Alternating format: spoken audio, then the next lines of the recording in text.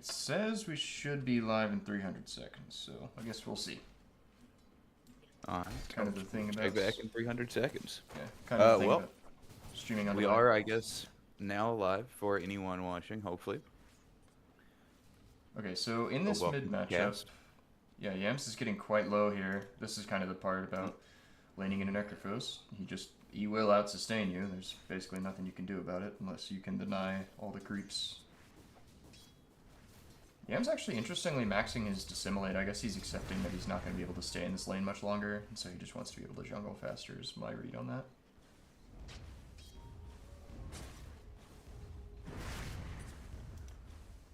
It also probably, reduces cooldown, allows him to dodge those Necro Qs a little bit more, I guess.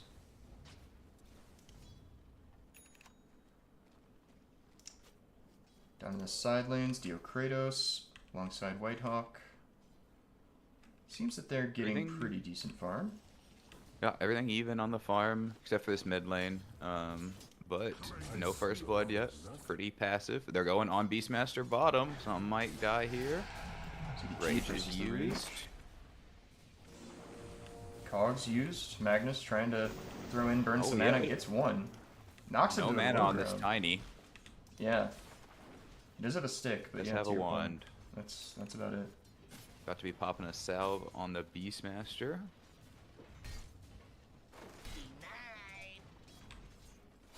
Overall, I think if Lifestealer makes it out of lane and he's fine, then this is favorable for the MUDBOYS.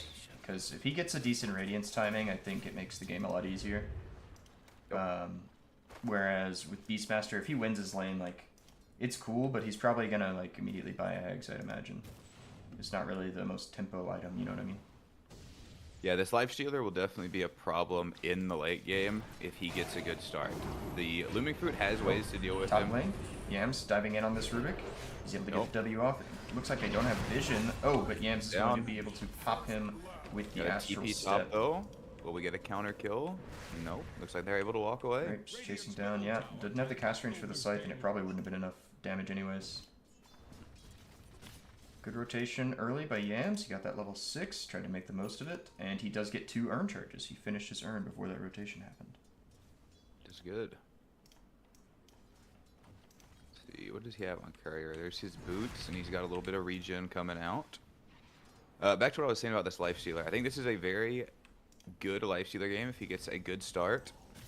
They have ways to deal with him on Looming Fruit with multiple BKB piercing stuns. But I think if he's big enough, it will not matter. So, really looking to get a good start on this Lifestealer.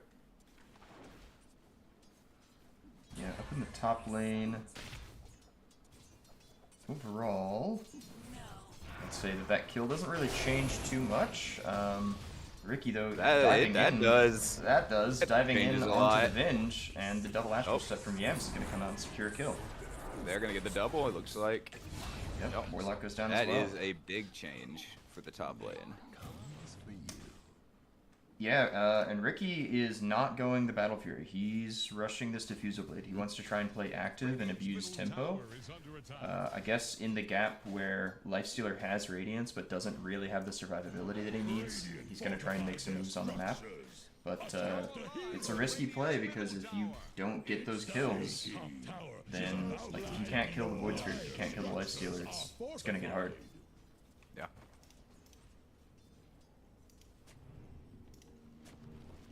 But overall, definitely nothing too crazy. MUDBOYS actually still slightly down in net worth despite having the 3 kills. Looming Fruit ahead just a little bit on the gold, probably due to this Necrophos. Oh, and he's diving mid. He used Scythe, and he wasn't quite able to kill Yams, but it was close. Still sending him base. This Necro's getting big. He's getting a lot of farm here. Setting his game up, taking some tower damage here. This Necro is gonna be a problem. What all does MUDBOYS really have to deal with a Necrophos in the mid game?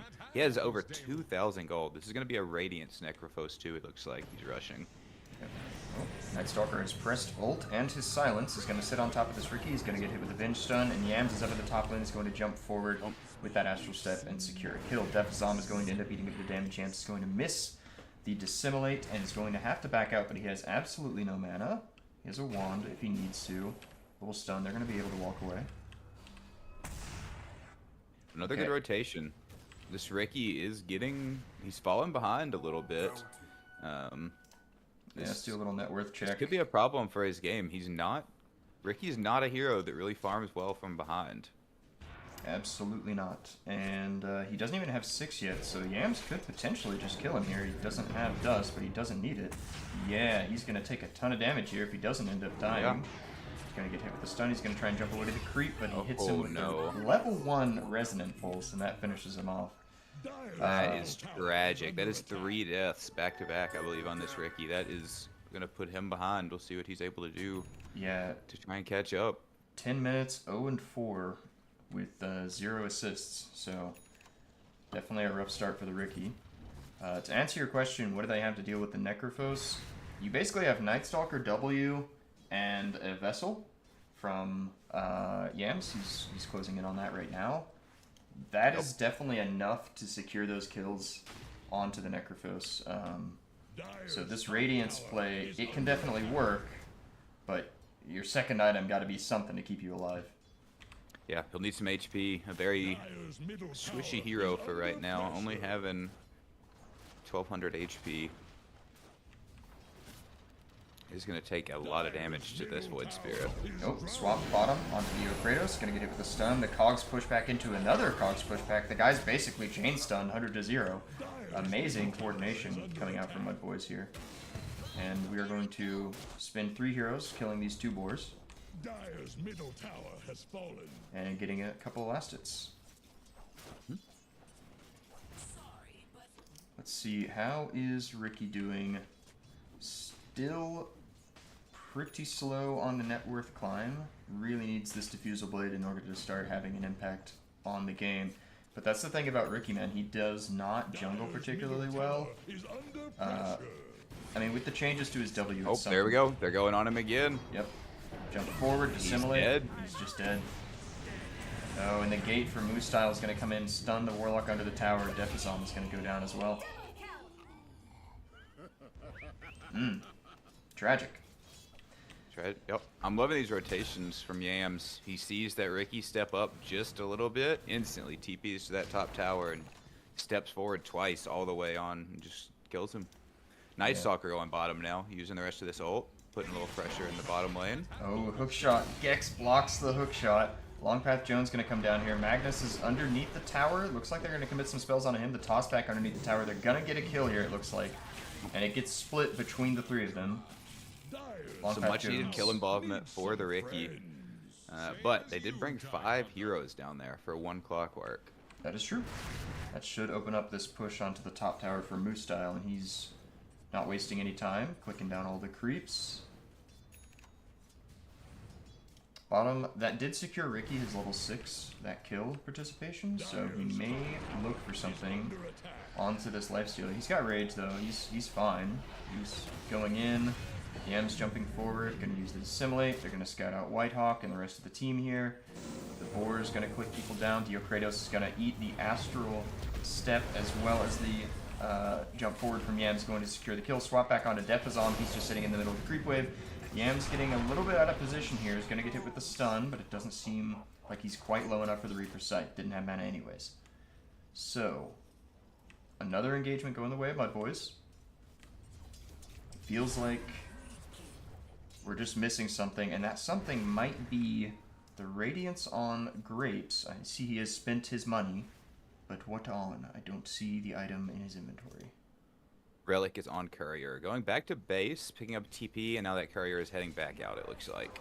Okay, so Relic is coming out for the Necrophos. Lifestealer also 250 away from his Relic. So these Radiances, Necro will be faster, but not too far behind for Lifestealer. Clockwork just bowling down here with these power cogs. Just hit 4 in a row, burned all of their mana in the bottom lane. Oh, bottom lane, Moose Style sneaks in to steal that Wisdom Rune, but he's gonna greet 4 heroes on his way out. Looking for the Scythe, is gonna get it. That will be another kill for Grapes. Actually, his first kill of the game. That's going to accelerate his Radiance timing, though. He should have it around 15, 16 minutes. All while this has been going on, though, these Mud Boys have been quietly farming. This Night Stalker is actually getting close to passing the Necro in net worth.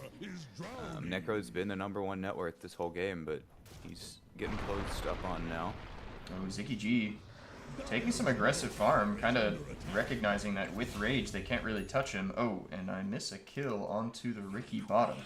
Looks like he got hook shot upon and killed by Yams and Clockwork. Oh, Night Stalker ult is pressed top lane. They get on top of Dio Kratos, and he's going to go down to that stun. It really feels like you just can't show on a lane alone on the Looming Fruit side. Lanes did not go the way that they needed them to, and MUDBOYS are definitely leveraging this to their advantage. Nope.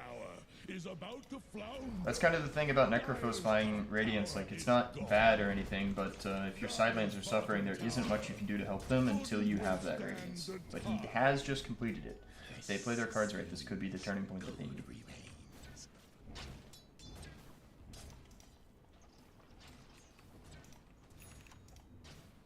Yams has Vessel. Looks like he's wanting to rush this Axe. He might be thinking about it go, but he probably knows he can't just kill the Necrophos outright. He would need some help, I believe. But a Tiny, on the other hand, Tiny, he could kill.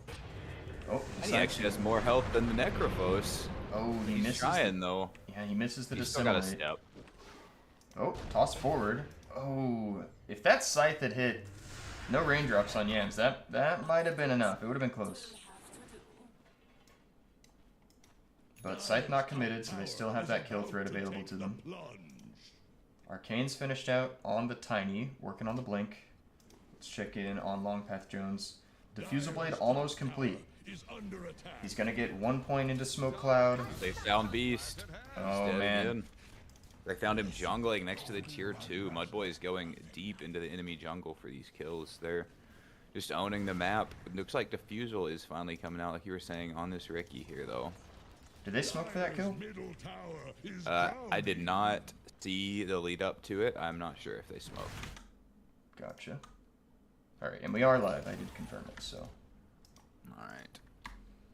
Clockwork does have a smoke in inventory. Let's see about Looming Fruit. They do have one on Whitehawk. So each team has 1 smoke in their inventory. I don't know if they'll try something with this Diffusal on Ricky, or if he's just going to use this to Mid. farm.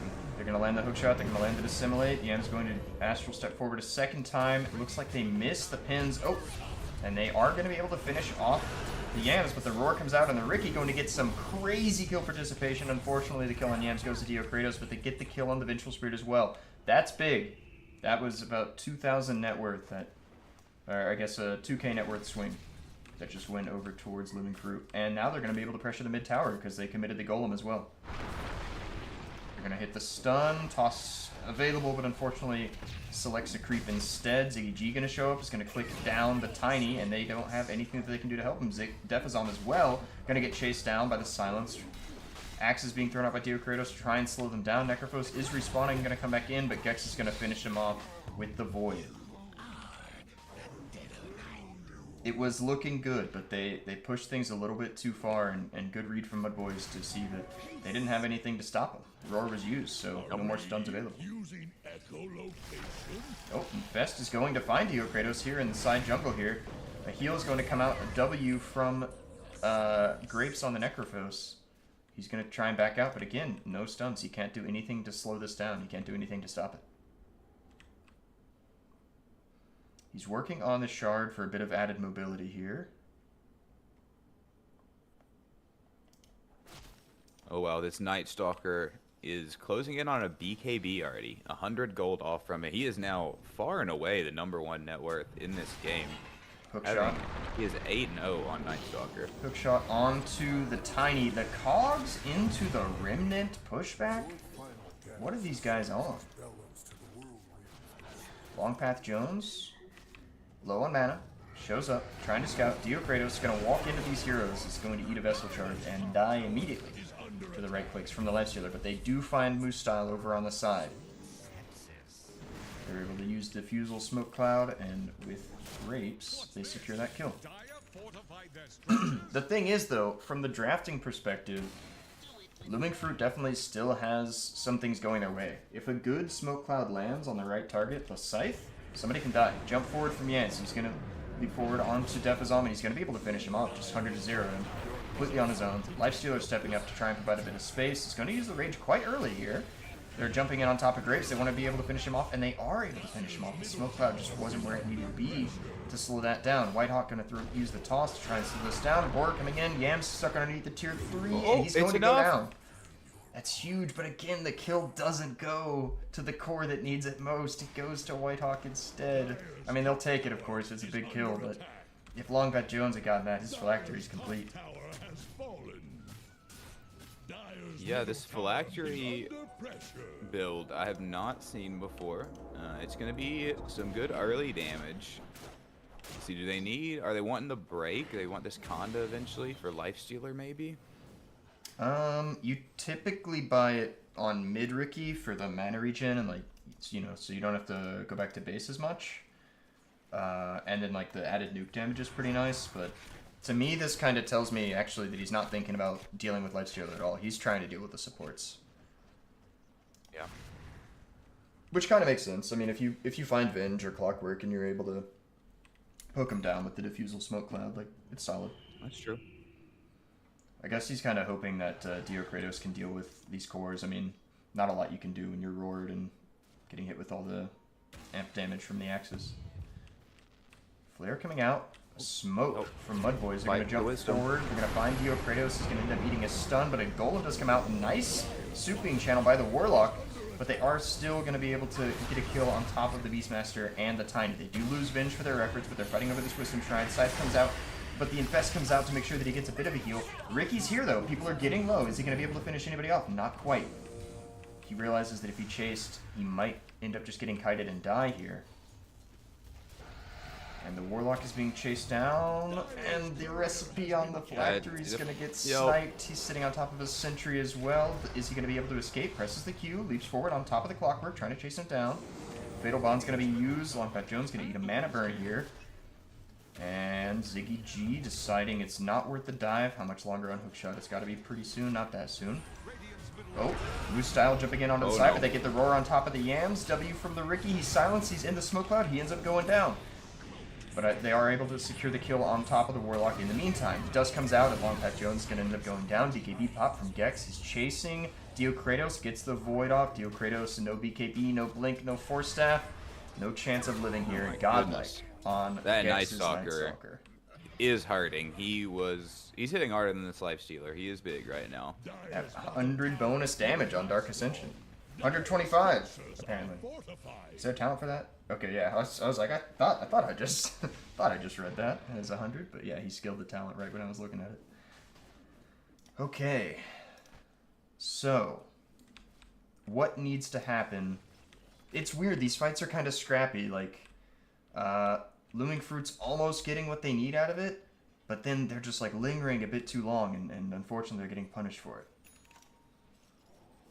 Sanj and Yasha finished up for Ziggy G.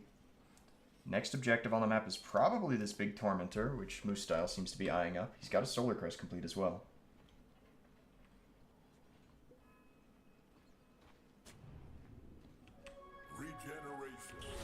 Alright, Lotus Orb coming up on Necrophos. Still no HP items from him. I think they have a lot of magic damage too to pierce him, and he doesn't really have anything to protect him from a Night Stalker getting on him either. You know, Yams, he's only died the 3 times, but he's given away a ton of gold with each of those deaths. Like, you know, obviously 28-9, like, kill score is looking pretty rough, but this net worth advantage is also, like, it's scary, but it's not everything. Yam still doesn't have an item that can keep him alive. He has no defensive item. If he gets hit with Smoke Cloud, he might just die. Smoke Cloud going to be used on top of the Clockwork, though. Longpath Jones is going to commit his W forward again, but he's already used the Smoke Cloud. Blink forward from Dio Kratos, and once you get the roar up, he gets hit with the Silence out of by Yams. Running forward, the Astral Spirit is going to miss. 8th Remnant. And Dire's middle tower looks like Warlock used Golem at some point during that fight as well. It's getting clicked down, but it's just not quite enough. Yeah, they weren't quite able to get the jump that they need. If they were able to get the Primal Roar off, I still don't know if they win that fight, but there's a chance. Ricky still doesn't have the shard, so swap is always on the table.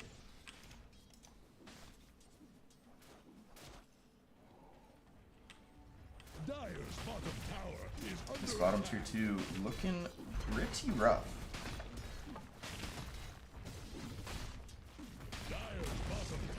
Dire's bottom tower has fallen.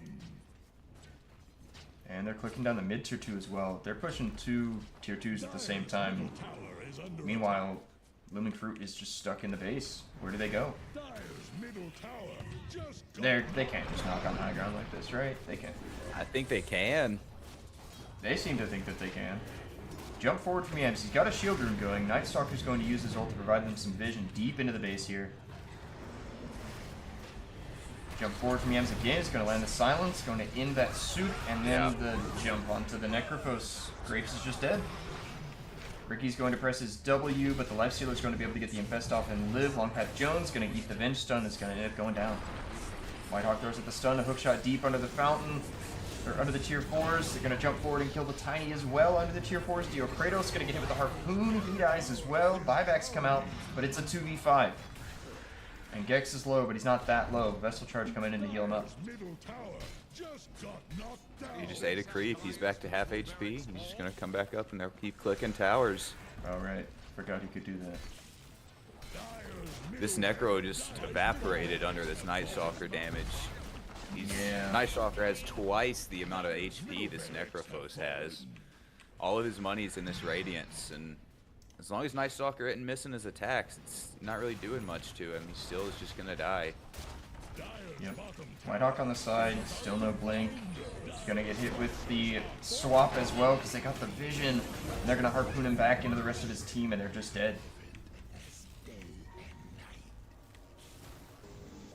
Loose Style is stuck in the base though. He can't get force-staffed out of here. He might end up going down. The Aether Remnant comes forward, is going to put the stun onto the Ricky, but they hit him with the sight, and Moose Style is going to end up paying for that dive. Yams. Oh, Silence comes out on top of the Necrophos. Silence comes out on the Yams as well. We got a bit of a split fight going on here. Silence is going to come out. Yams running out of mana though.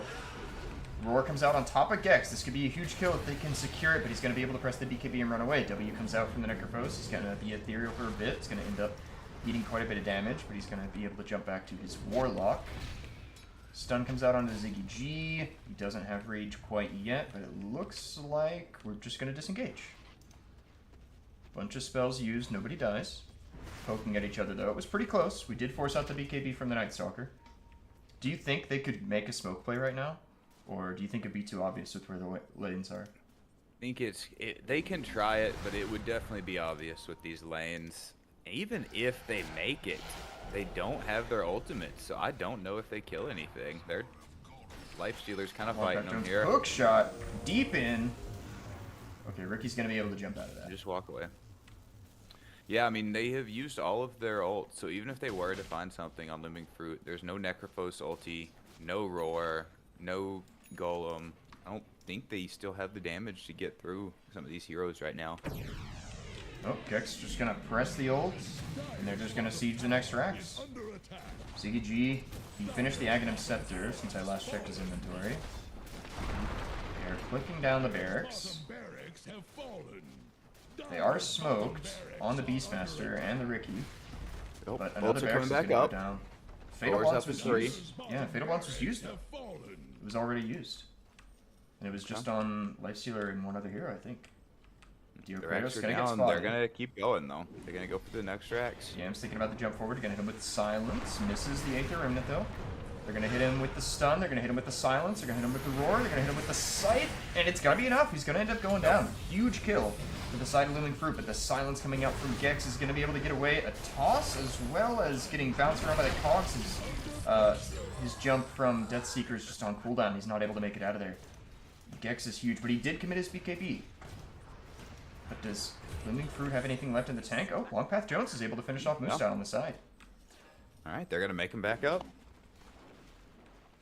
Throwing axes come out. They're trying to chase. Whitehawk's gonna find this lifestealer, but again, they just chased a bit too far. Tiny, he can't play the game into lifestealer, not without a lot of help. Dyer's top tower is about to take the plunge. They're just gonna continue the siege. Dyer's top Dio tower has Kratos. fallen. Still no roar. He has blink. I don't know what this ogre axes forward between BKB or Ags. I'm not sure which one would be better here. Jump forward from the Ricky on top of the Clockwork, just trying to poke and maybe delay this push, but the silence comes out from the Night Stalker. Force staff away. Golem gonna be committed here. And the lifestealer he infests the Ricky, and he's able to finish him off and kill the Warlock as well. Golem's gonna end up going down, and these two big beefy cores are just gonna keep clicking on top of the barracks. Hookshot forward on top of Dio Kratos. The silence is gonna come out, and he's just gonna die. Buyback from Dio Kratos. Is drowning. But it looks like this is going to be mega creeps. Dyer's top barracks have fallen. Blink is complete on the Tiny, though. A toss-back play with the Roar could secure them a big kill.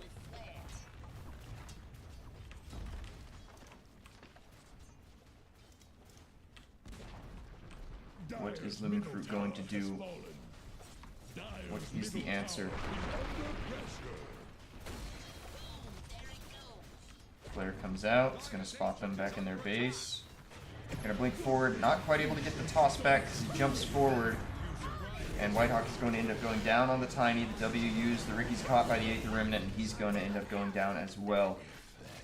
And this should be the end of game 1. MUDBOYS are going to take it. GG is called.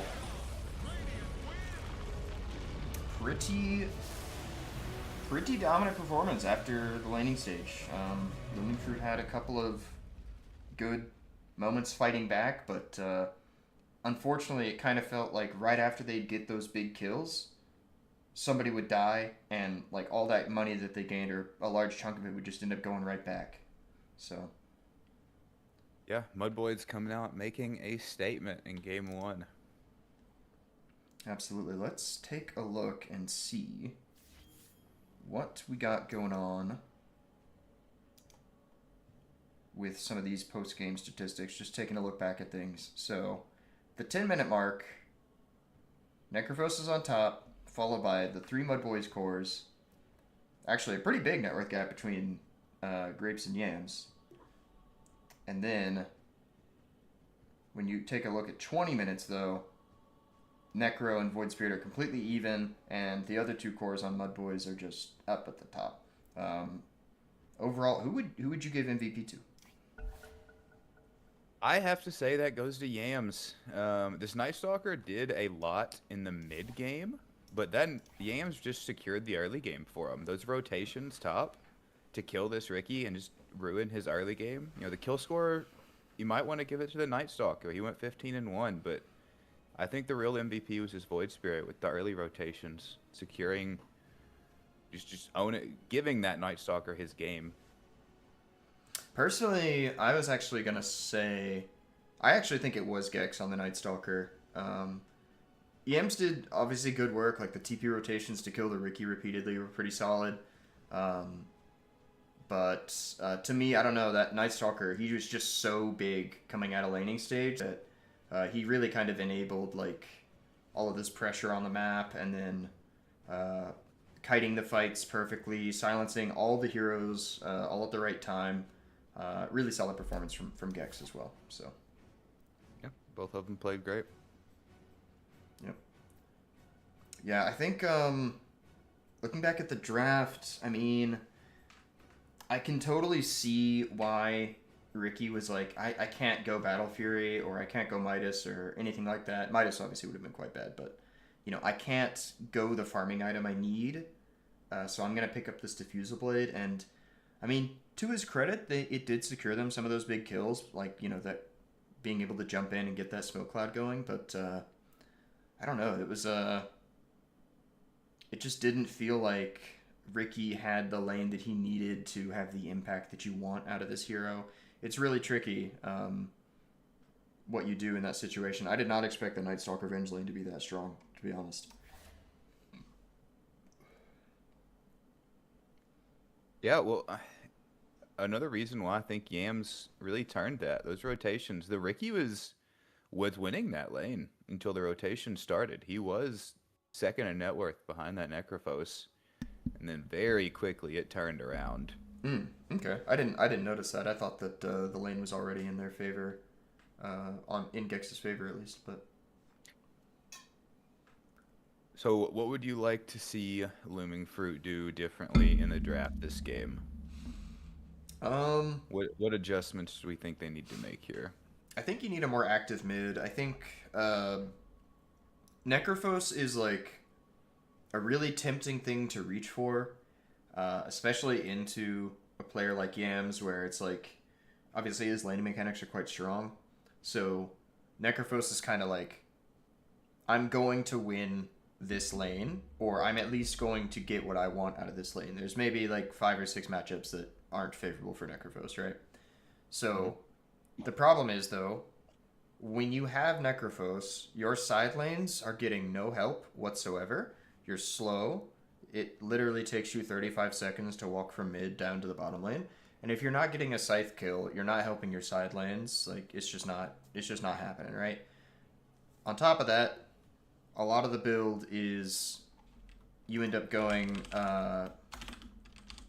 Radiance, right? Well, Radiance works if your entire team can sit behind you and you just like walk down a lane, and the enemy basically, typically the way you win with Necrophos is the enemy team just tries to kill Necro, and they get close but they don't quite do it, right?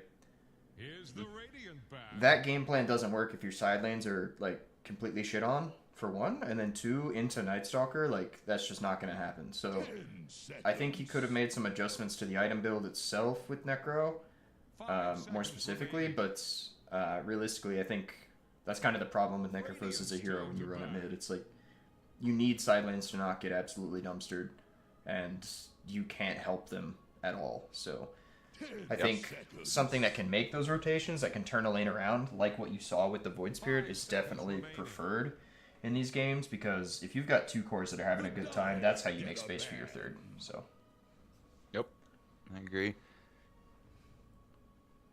Gonna ban the clockwork this game, so Looming Fruit gonna do a little adjusting Here's the here. radiant band.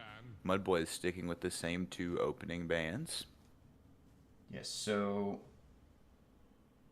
I believe MUDBOYS had second pick last game as well, but they had Radiant last time. So 5 seconds remaining. I believe Looming Fruit actually had last because they picked oh, you're right. You're right. They had last, I you're right. believe. Yeah, you're right. MUDBOYS picked Lifestealer before the last pick came out. Get a ban. Okay, so the clock ban makes sense to me. He's able to get in and basically 10 seconds. start the fight. There's not a lot you can do to get away from him on most heroes, 5 so seconds remaining. makes sense to me. The Dire get a ban. MUDBOYS recognizing that because they don't have first pick, they're going to ban the Slardar. 10 seconds. 5 seconds remaining.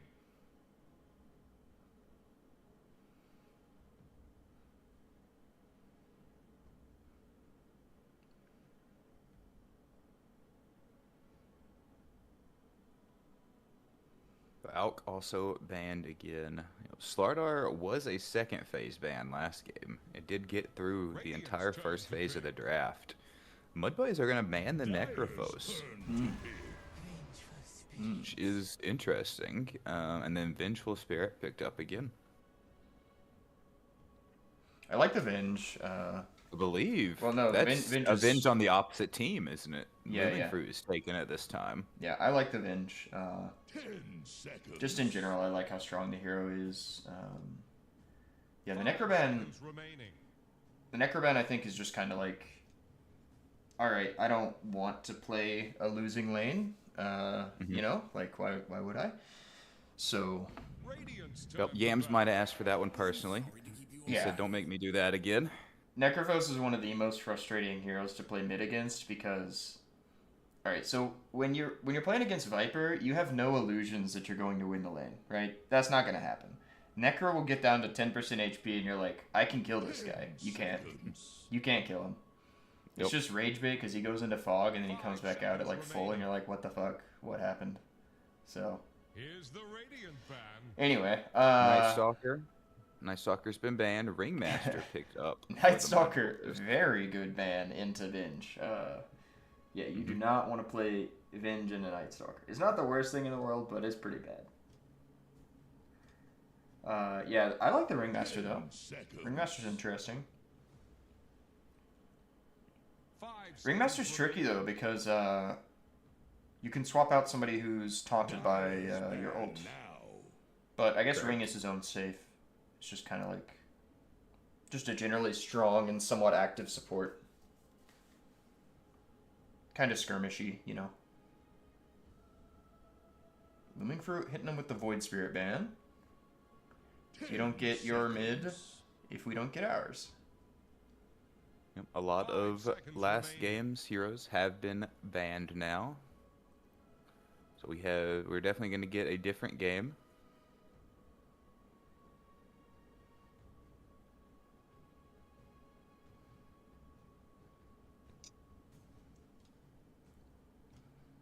A lot of reserve time being used on MUDBOYS on their bans. Already down to half.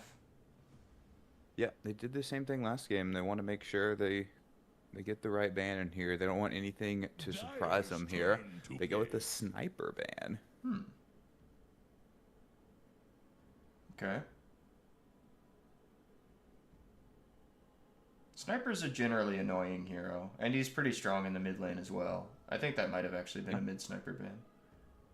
I think it's a good ban. A lot of the offlaners that can get on a sniper, your Night Stalkers and Slardars, are banned here, and they do have the Venge to save him. So MUDBOYS definitely might want him a ranged hero here. There's a Zeus. Okay.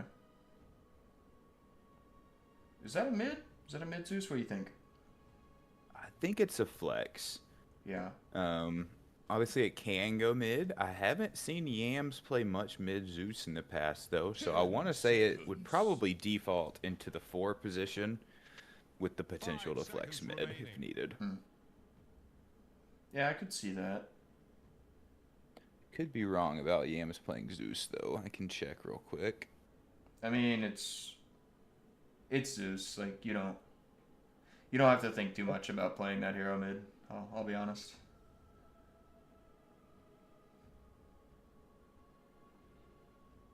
Radiant's turn to pick. Dawnbreaker. All right. All right. I like what Looming Fruit is cooking with here. We got Dawnbreaker is a Looming Fruit classic. They like to play that one. I forget who plays it. I want to say it's Diokratos in the off lane. And Grapes. I think Grapes plays it mid too. He does. Okay. Yeah. Okay, I'm not sure about the Rubik, but I really like those opening 2 picks from Looming Fruit. Rubik is a little tricky, but you have 2 very different saves with Vengeful Spirit and Dawn. I love this combination of heroes. Of course, you run the risk of not having enough frontline. Dawn can do it, but you kind of need to like build the right way for it. So I'm a little worried Looming Fruit's not going to get enough frontline going in their draft, so I think their next 2 picks at least one of them needs to be like something that's going to be up in your face. Like, I don't know if Centaur works here, but something like that. Dyer's turn to pick. Wraith King. Okay, Wraith King for the MUDBOYS. Most likely a carry. I believe Ziggy G likes to play the Wraith King. He does, yeah. Wraith King's pretty good because so saves kind of like delay the fight, and they oftentimes make you have to commit more into the fight and spend more time and spend more health in order to get those kills. So Wraith King is like a solid answer to that because, hey, I'm going to have 2 lives, so I can afford to soak all this extra damage and chase you guys down. I can give the vision for my team and all that sort of stuff, so...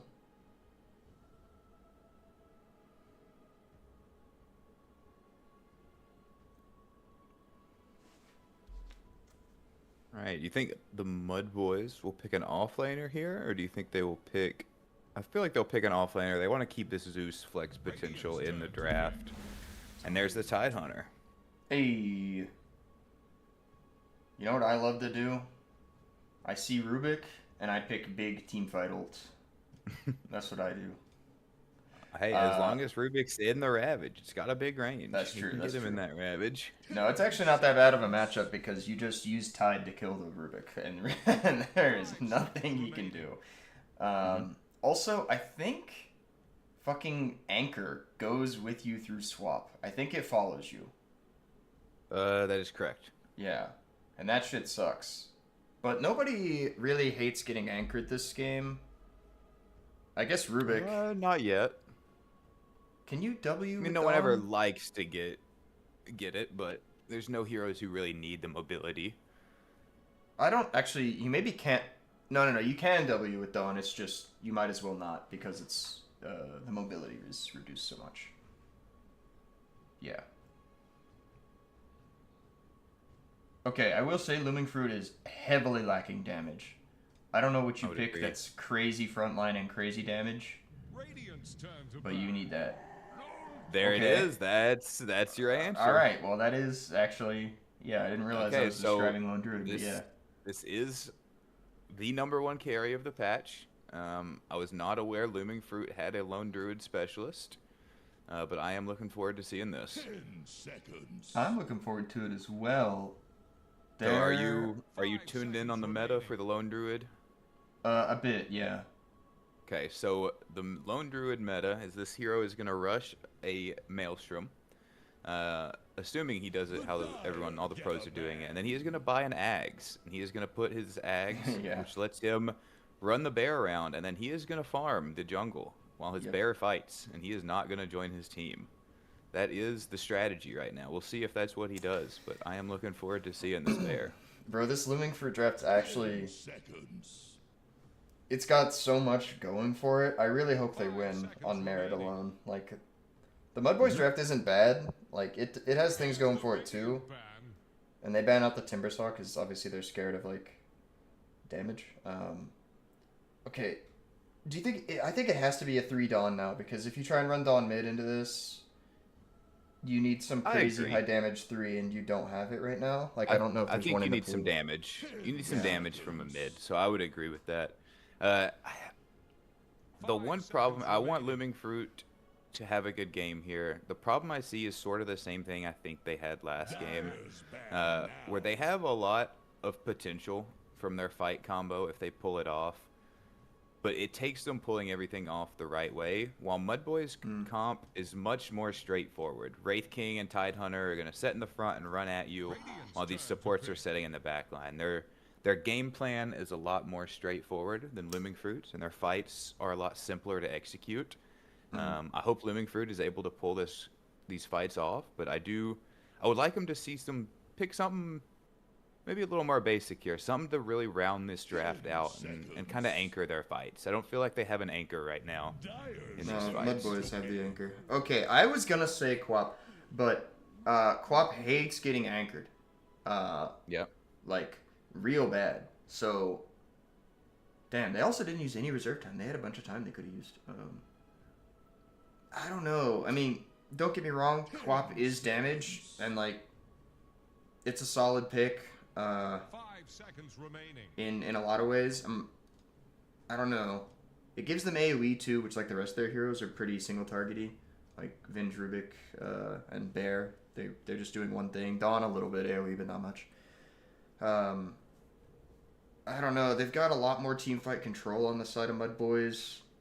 I really think this game is going to be like a test of discipline, where if the MUDBOYS overchase even a little bit, they run the risk of getting turned on and killed. But Yep. if they're patient and they let the game come to them, I think they'll be okay. That's mean. That's That mean. is. That's mean because even if it's Druid mid, which I don't think it is. No, it's 5 not. seconds remaining. What the hell is this They Tide might- Hunter set? What am I looking at? They might be doing a little role swapping because Longpath Jones is on the Dawnbreaker, and I don't think they would run that into carry. No, I don't think so. I think Diokratos is the lone druid specialist, and he would be running the carry, is how I would hope they run this. We'll see what they do, though. I'll go ahead and say that I am giving the hat draft to Looming Fruit. I gotta agree on account of this whack-ass Tidehunter head. I don't like that. I kind of enjoy the Tide, but Ringmaster does not have any sets. Viper set is kind of basic. Obviously, it's the Immortals. There's not really much better for Viper. So I think Looming Fruit just has to take it. It's a good Rubik set, good Dawnbreaker set, good Quap. I think everything's pretty solid. Yeah. Okay, lanes. Mid is gonna suck real bad unless Grapes gets some crazy rotations. That matchup's not fun for Queen of Pain at all. It's not, but Queen is a hero who can just What max his the E and jungle. Fuck? Did you? That's a What lot of the Wraith King fuck? games. No, that win rate is like 80%. What was the win rate? 306 to 106 win-loss on Wraith King. Something like that. There's no way. It was, dude. I'm telling you. Pull up his Dota buff right now. I'm pulling his Ziggy's Dota buff. Check that shit. I know he is a Wraith King specialist, but I do not think this man has an 80% win rate. I ain't making it up, dog. I read it on the screen. Okay, both teams smoked again. Alright, he has a 65% win rate on the Wraith King, which is very impressive. That's pretty good. Anyway. Out of 473 games. Alright. Smoke. Okay, they almost see Magnus, but they don't quite see him. They're going to walk into the pit. Looming Fruit looking to take the high ground. Okay, both smokes are going to break. They know that they're in the river, and they know that they're on the high ground. They're backing off. I don't think Looming Fruit wants to fight this. No, you don't. Even though they're probably a little stronger level 1, you don't win that going up high ground. Not in Anchor Smash, not in the Viper. Just doesn't happen. But this is okay. They broke the smoke, honestly. If a team was going to win the invade, it would be MUDBOYS, so just trading the smoke break is probably good. Zeus has gone Lightning Bolt level 1. He already has looked for a D ward on that high ground. See if he can find any other D wards. I don't see any Radiant wards placed yet. Like Rubik has one, and there goes Quap placing a sentry. Alright, so bottom lane, we're going to have Whitehawk and Diokratos. You were correct. It's going to be a carry Diokratos on the Lone Druid. And it's Venge Lone Druid into Tide Zeus. Gex. I think this is Lone Druid favored. It absolutely is. Zeus can't do shit. Yeah, I mean, this Tide's Gex already at half HP. Gex might. He's Gex gonna is die. maybe. With another root, got the the Kraken root. Shell's not enough. First blood goes to Whitehawk. I thought for sure Lone Druid would get that, but still. Huge kill. By the way, it's gonna be like this until he skills Kraken Shell, because he doesn't have the innate purge anymore. He's gotta skill this. So. That's true. Damage threshold is 600 at level 1, though, so the purge isn't huge. It's more than just damage block from getting clicked by essentially 3 heroes in lane. Well, that's true. Not even essentially. The Bear's a hero now. They made that very clear in the patch notes. Except for when he's not. He has finished a Bracer. I think he may want to look at getting this Ring of Protection for his Soul Ring as soon as possible. That extra armor is going to be helpful in this lane. As Venge is already level 2, already has Wave of Terror skilled now. They're going again. Bottom lane. They get the root on top of Tidehunter. I mean, he has negative armor. Oh, man. Actually, I think it was just 0 armor. I don't know if they got him in the negative, but... Yeah. Yeah. Good contest down here. I will say the Bear's getting pretty low. Not that they should hard commit onto it. I mean, you know, he is low percentage-wise, but... Yeah. He can resummon. 2-minute cooldown. I don't think they can kill Bear in 2 minutes. I think he'll be fine unless he overcommits. It's eating this creep wave right now. He's gonna need to resummon pretty soon. Yeah, that gush. Probably gonna go ahead and back off and do that resummon. Nope, maybe not. There it is. Yeah. Got enough money for some items on this lone druid. There's the They're going go. up to the tide. They hit him with the root. He's done. Dang, he's just dead again. Okay, what will lone druid be buying here? He has 900 gold right now. Oh, mid lane. Grapes gets the water rune, but takes a ton of damage for that. Probably not worth. He did just get bottle delivered, so that's okay though. If I don't know if you have the last hits pulled up right now. Yeah, I know I've been watching bottom lane a lot. This Dawnbreaker is having a good game right now. 19 last hits at 3 minutes is very impressive. Indeed. Long Path Jones. Showing up. Gonna make up for what happened in game 1. Yep. Getting solid farm. It is very good that he is doing that though, because his Quap, on the other hand, in the mid lane has 5 last hits, and his Tidehunter has 7. So some people are out here thriving. Some people are struggling a little bit in this game. We have some hard lanes to lane against. I'm not jealous of this Tidehunter at all, or this Queen of Pain having to lane into these heroes. Yeah, you know, I gotta say, if he gets a rotation, I can see the 2 points in dagger working, but I think the much safer thing to do would have been to just fucking max Stream of Pain here. Oh, top lane. Top lane. We get a trade. I saw that. Yep. We get a kill onto Longpath Jones, but we also get a kill onto Ziggy G.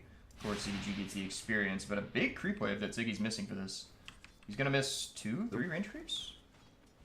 A lot of range creeps. Yeah. This Ringmaster is also very low too, so even when he's back, not in a... His support's not really able to help him too much right now.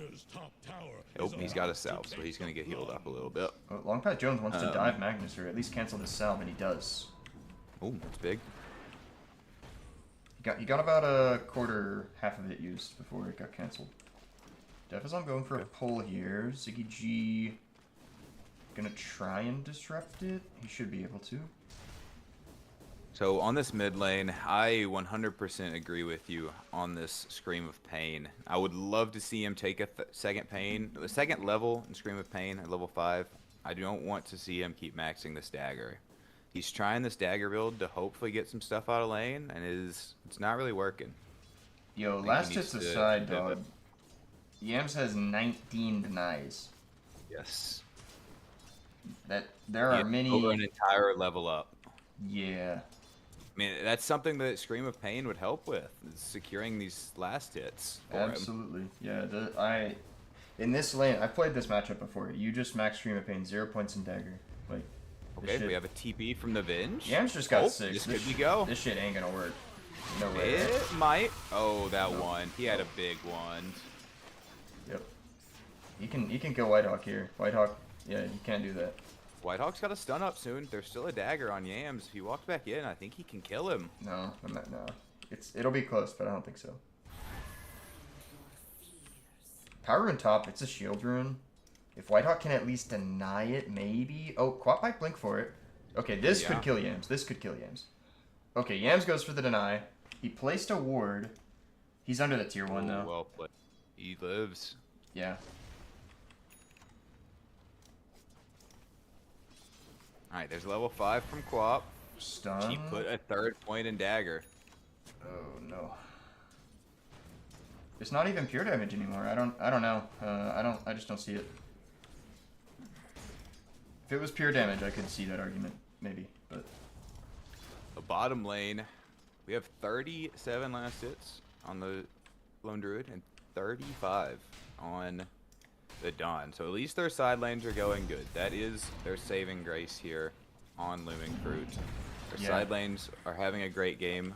Whitehawk's back. Will they do anything up top? Not quite. Yeah, Dio Kratos is up here too. So we have 3 in the top lane. Okay.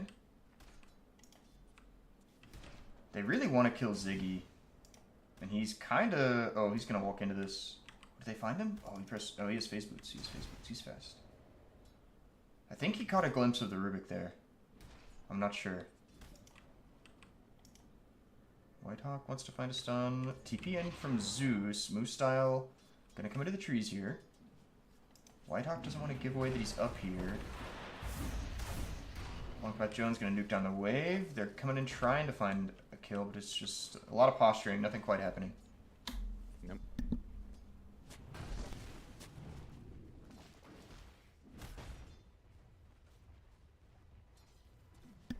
Everyone getting very close to level 6 up top. Everyone's at least level 5, working towards the 6. Uh-oh. DD Rune picked up by Yams. He can't quite kill Grapes outright with Viper Strike, assuming he blinks in time. But if he misuses Blink at all here, he's dead. And honestly, Yams might just Viper Strike him to force him away. Okay, yeah, this is actually danger zone for the next 8 seconds. If he shows on wave, he dies. Top lane, they were kind of making a go on Ziggy G. They're going to lift him back. They're going to throw him on top of the Dawnbreaker. He's going to use the skeletons, but they are all going to get hit with Fade Bolt, so they aren't really hurting too bad. Oh, we got a gate bottom. We have 2 supports looking at this Lone Druid. Ooh. See if they end up making a go here. Lone Druid, he knows. He's sitting in the trees here, letting Bear just do the farm for him. Looks like they're going to gate back top. On one of them anyways. Moose Style is going to stick down here. Dio Kratos is pretty big though. 4k net worth at 9 minutes. He's doing pretty good. Yep. He's heavily outfiring the Wraith King. This is nice. They kind of need this. He is almost to his Maelstrom already. I will say, he is 800 gold off of Maelstrom. Viper is an answer to the Lone Druid. It is not the best answer in all of the hero pools. So I don't know that. I don't know if they have enough to deal with a very farmed Lone Druid. They might, if they can kill the hero, but the problem is that this current Lone Druid build, the main hero doesn't even show up to the fights. Right, that's the thing, right? It's like normally you would put the break on the main hero and kill him, but when you just hard rush Ags, that's not an avenue. So the only avenue you really have is kiting the bear with Viper Strike and Q, which you know, like, is a thing. But now I will say, looking at his queued up items though, he does have a full Mjolnir queued up, which I am not a Lone Druid player myself, so I don't know if that's what you do all the way. It actually looks like it is. I'm looking at it now. It looks like you do go full Mjolnir into Ags. I thought it was just Maelstrom. So he will go the full Mjolnir before he goes in for the Ags.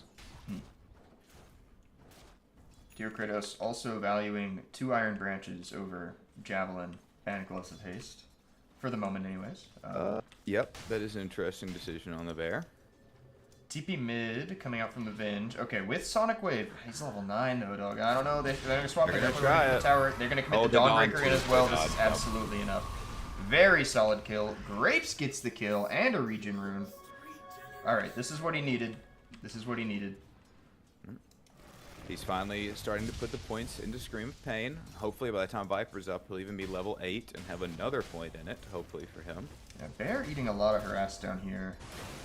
Not really worth their time. Just resummon up. Yeah.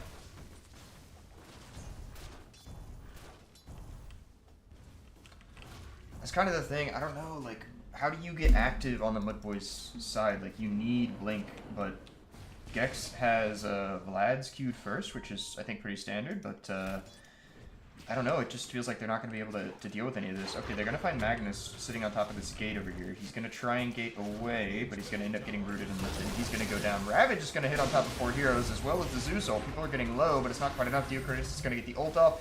Tide is going to try and TP away, but the swap as well as the root. He's going to end up going down. Not what they need. Not what they need at all. Grapes. I'm loving what I'm seeing from Looming Fruit here. Yeah, Looming Fruit punching back. Grapes getting the involvement that he needs. He's catching up. He's still destitute, but he's getting there. These 3 bounty runes will help. These 3 bounty runes will help. Ooh. And I will say, being poor on net worth with Quap is not that big of a deal. Being poor on experience is much worse. And even though he's behind the Viper, he's only behind by 1 level. Like, this is, he's gonna be okay if he keeps doing what he's doing. Okay. Yeah. Ooh. And at least I mean, his other 2 cores are very farm, so his game has been sacrificed a little bit, but his side lanes have done what they needed to do. So Yes. I think they're still in a good spot. I will say, with all of this pressure, all of this stuff happening in the bottom lane, ZiggyG has been able to equalize the net worth disparity between him and the Dawnbreaker, which is pretty nice. Longpath Jones, he has his ult available. He's working on this Echo Saber.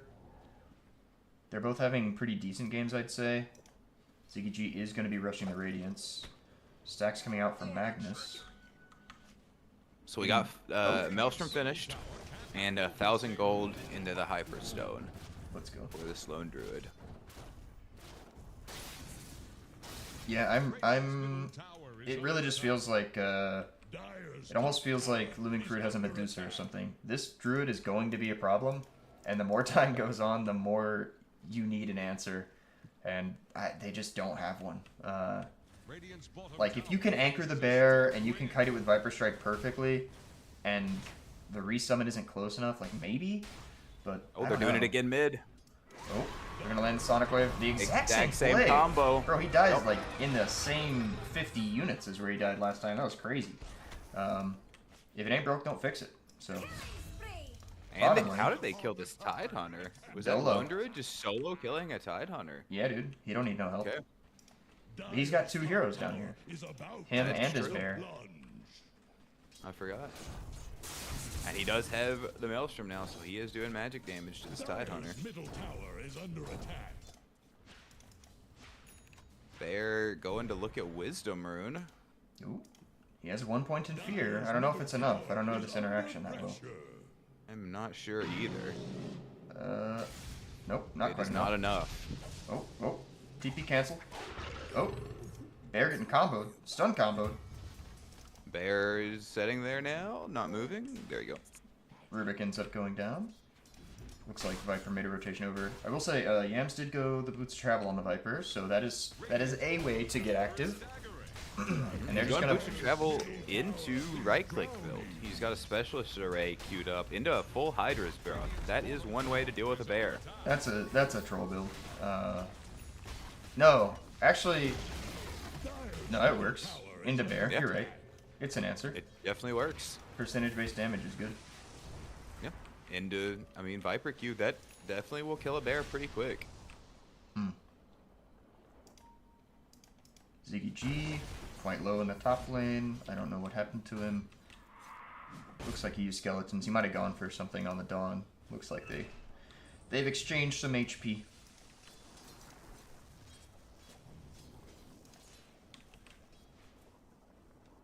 Okay, mid lane. All of the spells that are needed to kill Viper are up again. True Style looking for a ward. He's gonna put an obs down. He's gonna find this Sentry D ward. Whitehawk not interested in going for the swap on him. They probably could have gotten it. I think they're saving it for this Viper. He wants the Viper. Probably. But Viper has maxed out Nether Toxin now. He is content to jungle. He does not need to go back to the only place on this map he can actually die. ZiggyG also content to jungle. Nearly done with his Radiance. It is pretty good timing. 16 minutes. Very Yeah, good. and I will say- or Radiance timing. Yeah, and he's catching up to Dio Kratos. And once he has this Radiance, he's probably going to start surpassing him. I don't know that Maelstrom on Bear keeps up with it at all. ZiggyG walking in to finish his Radiance. He's going to end up getting gone on here. There. He's going to eat a stun. Radiance Fable. is done though. On top of all this creep, Zeus ult comes in. He's going to get hit with a Viper Strike on the Vengeful Spirit. The Grapes is going to be able to press his Blink to get out of there. Whitehawk is ticking down to all of Viper's spells, but we still have Sonic Wave available. Dio Kratos ends up showing up to the they top need to lane. get out. Ravage used on top of Rubik. He's going to hit him with the stun, but he doesn't have Spell Seal available. He's going to end up going down to the Gush. Dio Kratos trying to farm the Ancient stacks.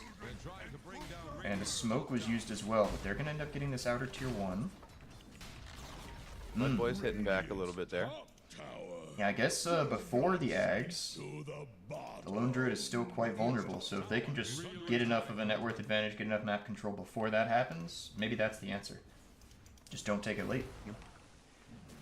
these MUDBOYS heroes, they have actually caught up in net worth. They're 2k ahead now. They are going to get very tanky and hard to kill. That is going to be one of Looming Fruit's problems. The bear has the damage, but where else will their damage come from? Especially with this co-op's game being pretty behind right now. Yeah. Where do they have the damage to get through 2 Wraith King lives, a Tide Hunter, and a Viper? It's Where all will on, that damage come from? It's all on the bear. That's what you need.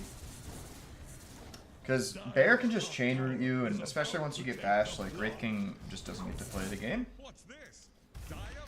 Oh, top lane. Looks like they were kind of making a go on it, but Long Path Jones definitely in danger now. Sonic Wave is going to come out on top of Ziggy G, and he's going to end up going down. Looks like he got baited trying to look for some more. Solid kill, they need that. They really need to get some map control, though. They still have all 3 tier 1s on the side of MUDBOYS. They really need to finish this out. This tower is in the Nine range, up in the top lane.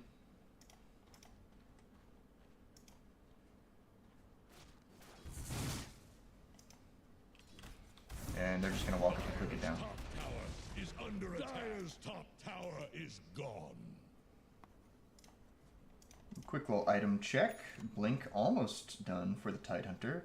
Probably going to take him another minute and a half to farm that. Yams has finished the Dragonlance. He is roughly, let's see here, minus 1,500 gold for his Hydra's Breath. He'll probably have it around 20 minutes. Whitehawk's going to show on this creep wave. Yams is going to see him. Lepizon's going to press Fade Bolt on it. Neither team seems to be too eager to fight into this. They're probably trying to wait for Quap level 12.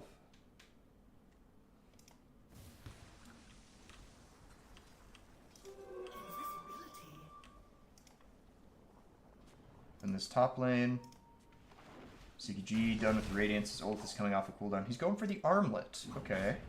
Not the Blink. Interesting. Who is that on? On Ziggy G. On Wraith King Armlet. Okay. I don't know about that one. Why Armlet? Why not just go Blink or Deso? Why does he want the Armlet? I don't know. I'm not sure. I don't necessarily think it's bad, but I'm not sure why he would value it over another item. Maybe he thinks it's more tempo? Like it's, I mean, it's a cost-efficient item, there's no doubt about it. I love Armlet, but, I don't know. I feel like without the Blink, they're gonna lack the catch that they need to stick on top of Quap, maybe? Or maybe to stick on top of the main Lone Druid hero if he does show up in the fights for the next, like, 10 minutes or so. Then again, I guess Tide's building a Blink, so... Actually, Tide pivoted. Tide went to Consecrated Wraps. Okay, so I think they're just going to stick their beefy boys in front and just walk at them. I don't know if they're worried about a Blink. They're just going to be tanky and dare them to see if they have the damage. Yeah, I don't know, they kind of run the risk of getting kited, but, looks like they're okay with that. Smoke gonna come out from the MUDBOYS in the mid lane. Yams is getting his Hydra's Breath delivered on the courier right now. Alright, that's good. I think you're right, though. I think their plan is to just walk at him. I mean, Viper can't really keep up with Tide and Wraith King if they both buy Blinks, so they just walk in with the Viper. The trio of them just walk in at them. Smoke committed. Walking down through the bottom lane here. What are they looking for? Oh, the scan hits. Hits the Lone hits. Druid, Oh, they know where he's farming. I find LD. But they don't really have jump. Oh, They that'll got work. the Viper That'll work. Strike. Viper Strike comes out. The Fear, the Zeus ult. He's going to get hit with the wheel as well, and he's going to end up going down. Nope. Looming Fruit has counter smoked, but it looks like they don't want it. They want to just go to farm. Yeah, I think Or push MUDBOYS this mid tower. are just going to take Quap. this. Middle tower Yeah. is under pressure. MUDBOYS, they're just going to take the Tormentor bottom, and I think Looming Fruit knows that, so they're going to try and trade the mid T1 for it. Damn, if they had come bottom, though, this could have been a very winnable fight. These guys are low. Middle tower just got knocked down. They do successfully trade the mid T1 for it, though. Graves level 12, level 2 ultimate, has the DD rune going. If anybody shows this top wave, they could die. And Zeus will oblige. But will he get punished? Let's see. And he has lightning hands now from the Tormentor that they just did bottom. It's actually a surprising amount of wave pressure that you get out from a support with this shard. Yeah. Like there are plenty of other shards that are not as good as this one. At least for pushing. He does now have the blink queued up on Wraith King. Going back for it. Radiant's bottom tower faces a stiff Hydra's wind. Breath complete. Yams is going to be focusing this bear every chance he gets. Ticking for 7.5% max HP every click. Top lane, they're pushing. They've already gotten the tier 1s. They're just going to put pressure out onto the tier 2. Yeah, this bear has 2,800 health right now. So 7.5% of that is going to be roughly like 250 health-ish, somewhere in there. That's every 3 seconds he can do that, so. In addition to all the other damage that he's got going. Nope. It's going to be a lot of damage from the Viper.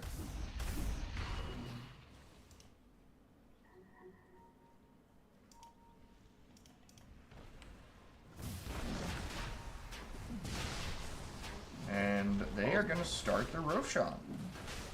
This is pretty... I'm not saying it's wrong, but it is pretty bold.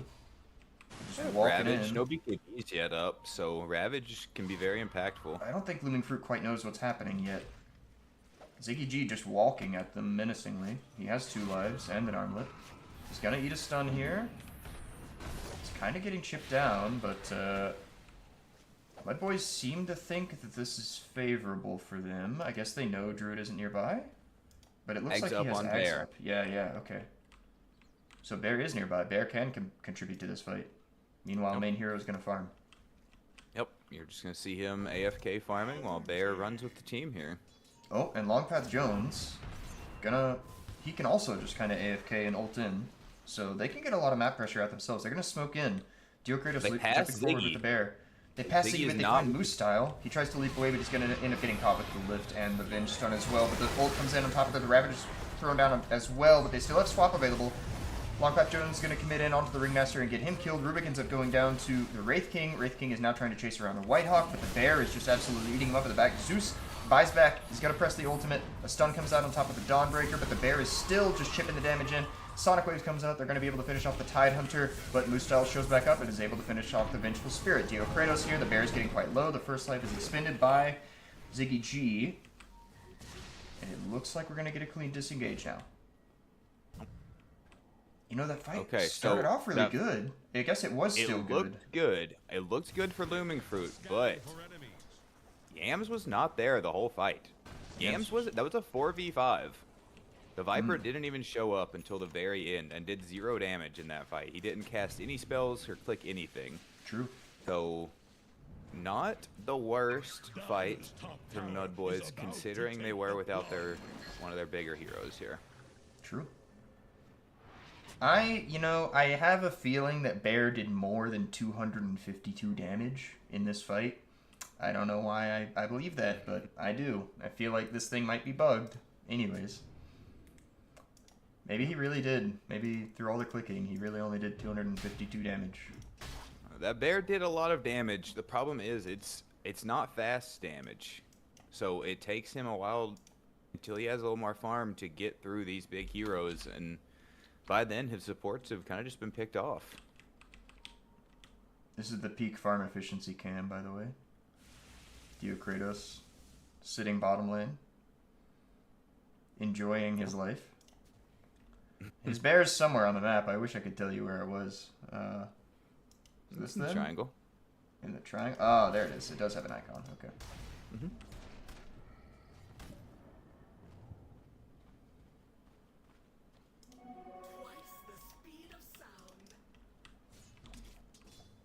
So Silver Edge being built on this bear next. I think that is going to be very big. That's really smart actually. It's really good against Viper and Tide. It's okay against Wraith King, but it's really good against the other two. Yeah, you definitely want it. You can kind of just, if you get that Silver Edge, no BKBs queued up yet, so you're going to be, actually other than Wraith King, but on the Viper and Tide, no BKBs. So you get a break on them. It's going to be very good. Butterfly being built on Viper. Is what is queued up right now. He almost has that. I see it, yeah. It's not... It's kind of meant as an answer for the bear, like, stop clicking me, because bear doesn't really like building MKB. But with the Javelin and the Mjolnir, it's like... It's something. What's the chance on that? Is it 15? 20%. Yeah, 20% chance, so... Does he... There's bear. Okay. I was looking to see if he had a bear summoned. It is in the bot lane. Yes. Are they gonna start amping up the tempo? Because it seems like a lot of this net worth difference is really just like kind of remnants of the laning stage. Like, Grapes really needs to be spending more time farming camps instead of moving around the map. Like, you need this Aghanim Scepter, like yesterday, in order to put the pressure on the map that you want. Honestly, a lot of this, pretty much the entire net worth difference is from the Zeus getting lightning hands. Blink forward on top of the Rubik as well. Sonic Wave is sadly going to miss, but the ult in from the Dawnbreaker Defazam is going to end up going down eventually. Wraith King is going to end up eating a lot of damage here. Longpath Jones trying to get away from this, but it's not quite enough. He has a BKB available. Moostyle is going to jump back in, and it looks like he's going to get focused down by Grapes. He's going to be able to finish him off. Grapes getting a bit low, though. Longpath Jones is going to be able to get a Q off. He still has his BKB available. Didn't commit into that. Bear is going to show up. Bear is going to end up eating another stun, getting quite low. The Gush, they're going to be able to finish him off. The Bear almost solo killed Yams, it looks like. I missed that, but damn, that was close. Resummoning going to be used bottom by Kratos. Dang, that fight was so awkward. I think it could have been a lot better for Looming Fruit in that situation. It was close, though. It was very split. Yeah. There's like 3 different mini fights it felt like going on. I was trying to follow everything and but yeah, what I was saying before, this Zeus Lightning Hands, he is almost another core now with how he's able to farm. He's already gotten him a full Ags farmed up.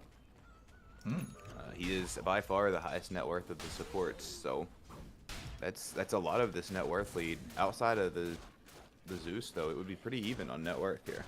Yeah. He's up like 3,000 gold on the Rubik. Yeah. Not that Rubik can do anything about that, but...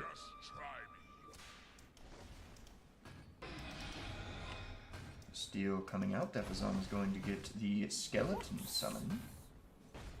Alright. I think he wanted Wraithfire Blast, but take what we can get. Yam's almost done with the Butterfly. But Ziggy G, quite farmed, has his own BKB now. And they probably want to look at Roche again. It looks like that's what they're thinking about. Nope. Someone, it looks like Looming Fruit has scanned the Roche. They just hit Wraith King on that scan, so they know someone's in that area. Oh, Dawn TP's out. Was posted up in the top lane. She can ult back in, though, if a fight happens. So still can contest the Roshan pit. Bear, this rat from the Bear is pushing in bottom. Someone's going to have to deal with this. Ooh, I think it's too late. That tower's just about already dead. He's going. Okay, okay. But he got it to half in Run like the literally bear 2 off. seconds. Is this good? Is this good for MUDBOYS? It doesn't feel good. Like if Full you can Shadow get Blade done. yeah, if you can get your own pressure out onto this tier 2 bottom, it might be okay, but like you need to commit skeletons. You just use TP for this. This Viper could be in trouble. Oh, Yams in top lane. He's gonna get jumped on. He's gonna get hit with the stun. He's gonna get hit with the break, and he's gone. He died fast. Didn't even need to use Sonic Wave for that. This Bear's coming online. He's got some damage now. Yeah, the whole don't take it late thing. We're at 32 minutes. They're looking at Roche. You're running out. Roshan's next. Oh, that's Looming cool. Fruit's taking objectives. You can root Roshan. That's nice. Lone Druid needed that. I mean, the hero's just like, it's so garbage, you know? Like, you really gotta give him all the help you can get. Rest of the half, MUDBOYS either doesn't know or does not want to contest. Are you Not giving sure this it to... is. They have scanned it out. Wait, can Bear take Aegis? Or do you just give this I to do Quap? not think so. I Okay. think it goes to Quap. Okay. We're gonna find out. Yeah. Okay, yep, goes to Quap. Okay. Defazom has a good steal here with Nether Toxin. It doesn't break anymore, but it's still just a good ability with your spell land. Especially with these heroes being fairly static between this Tricore. It seems good.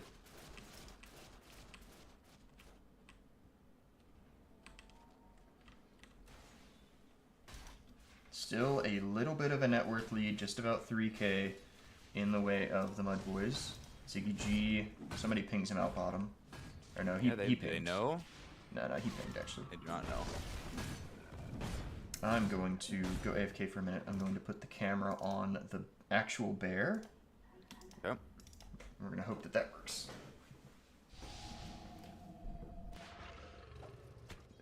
Wraith King getting gone on bottom. They should at least be able to pop one life. Bear's running interference, though. Bear is keeping the team off. While they kill, Whitehawk goes down, though. BKB used on Wraith King. Dawnbreaker ult, Ravage, everything being used bottom. No one dying yet. There's Aegis burned. Wraith King is still fighting.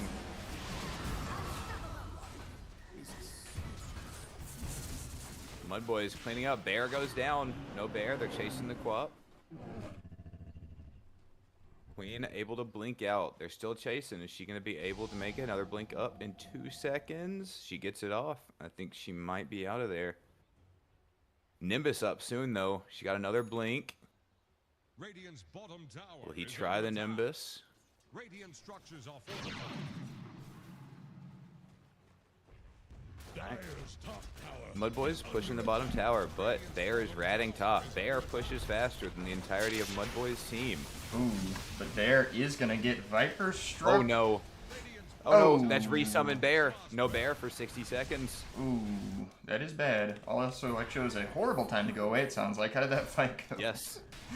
It was pretty crazy. MUDBOYS came out very much on top, though, only losing Ringmaster in that fight.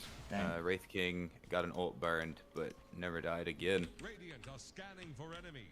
It really seemed like Looming Fruit just didn't have the damage to take these big heroes down. They burned the Wraith King ult, but they did kill Bear once, but it was basically at the end of the fight. Bear was doing its part, but it wasn't enough. Ziggy G has Blink. He has ult back up in 15 seconds. They're going to be feeling pretty strong coming into this. Look at this discipline from Ziggy. He's not jumping until he's sure that his ult is available. He's going to wait. Now it's so close it doesn't matter. Ult's from Dawnbreaker to keep himself alive. He's going to get hit with the leash. Ziggy G, he's going to get a bit low here. Wraithfire Blast used. Swapped back underneath the tower. Going to get hit with the Sonic Wave as well, but Vengeful Spirit's going to end up going down here. Though. Ziggy G's going to be able to blink out. The wheel is used. Not a lot happening, but it does prevent them from chasing for the moment.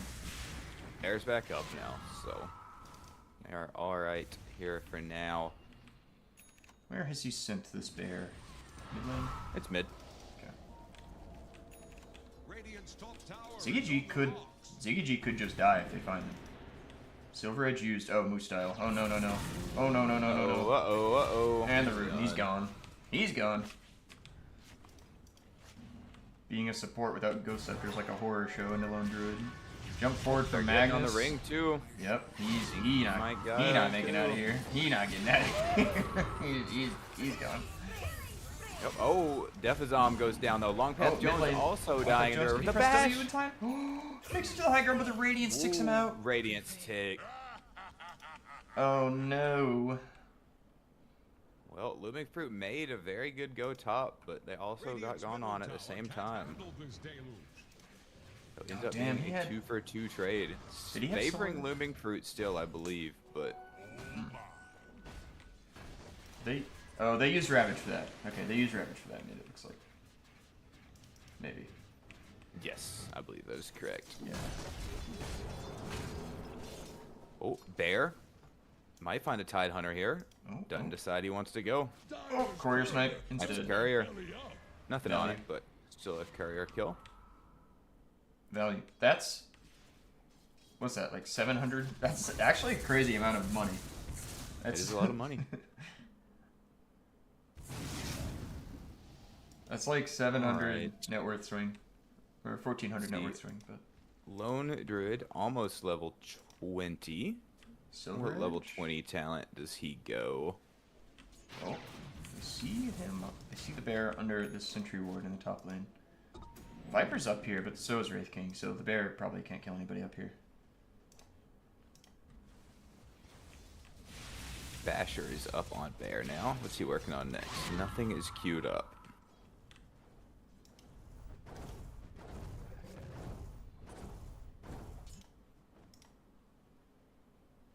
Horn being taken for MUDBOYS. Should go down pretty quick.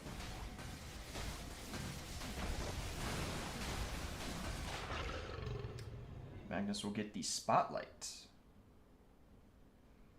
That's actually really nice into the bear. This bear still doesn't have MKB. Oh, they get the break onto the bear. Oh, but he's just outside of sentry. They're gonna commit the Zeus ult to kill the bear. Okay. Might as well, right? Force a resummon. I think that's, yeah. 90 Alright, seconds. he's used resummon. Yep. 90 seconds. They're gonna push hard for these 90 seconds. They know that he doesn't really want to commit the bear into this because he doesn't have resummon. But he can't really rat with it. Like, it's gonna take too long to get to this T2 bottom. If the MUDBOYS Yep. keep up the pressure top.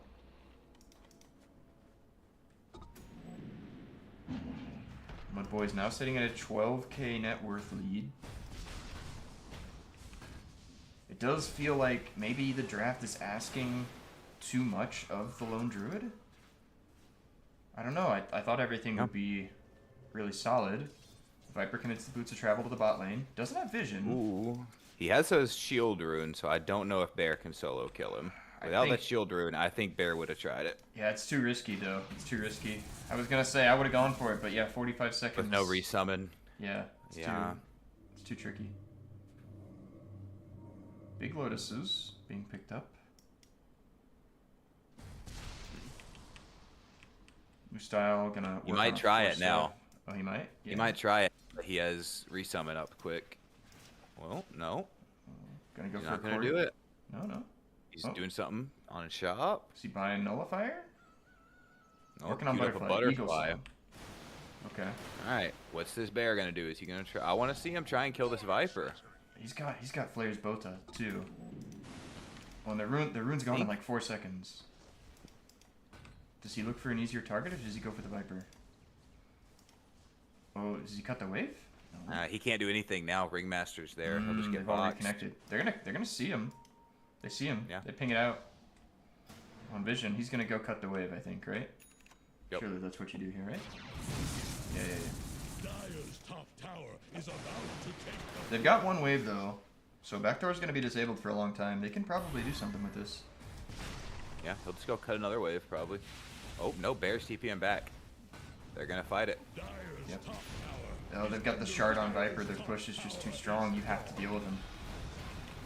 Oh, Wraith King gonna blink forward. He's gonna get a stun on top of the Wraith King. They get the swap back onto Yams, but it's not quite enough. They're gonna get the Rubik in with the Sonic Wave. They're gonna throw everything out on top of the Viper. The Viper only gets down to half HP though. Long Path Jones is gonna be forced to press BKB and run away. The Bear is getting super low though. The Bear's gone. Ziggy G, one life Resummon. has been burned, but he still has BKB available. Grapes spamming out his spells, but Ziggy G getting quite low is gonna have to press his BKB. He's fighting into the Bear. BKB used. Yup. This He's is gonna be able to get the Dia attack. on bear. Second life on Bear. down. Last Bear that they have for a long time. Break out on top of the Tide Hunter. But he's gonna get saved by the Ringmaster, and he's gonna jump out. Long Path Jones gonna go down to the damage from Zeus, and they clean out the barracks while all this is happening. But the big nukes coming out from the Queen of Pain Dagger. They're gonna at least get Tide Hunter, but they really want more. Are they gonna chase for it? Doesn't look like it. Smoke used though, and a Silver Edge. Bear could potentially find this Ringmaster lingering. No, it's not gonna be enough. Just a little too slow. Right. Pretty good fight from MUDBOYS. They're up to 17k net worth lead now. Only really one hero killed from each team though, but The barracks is what was taken. They got what they wanted.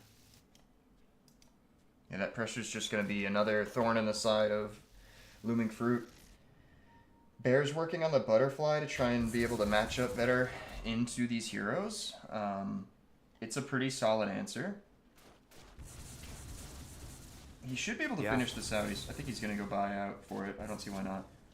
Yeah, he really needs it. This Viper seems, and Wraith King are kind of what's killing him. Neither one of those heroes want to build an MKB, so will be very valuable. He buys out. He does it. Yep. I do think... Yeah, I mean, you don't buy MKB on either of those heroes, so... Okay. He's going to steal this Wisdom Rune. Oh, never mind. There's not a Wisdom Rune. Oh, yeah, he did. Okay, Silver Edge used...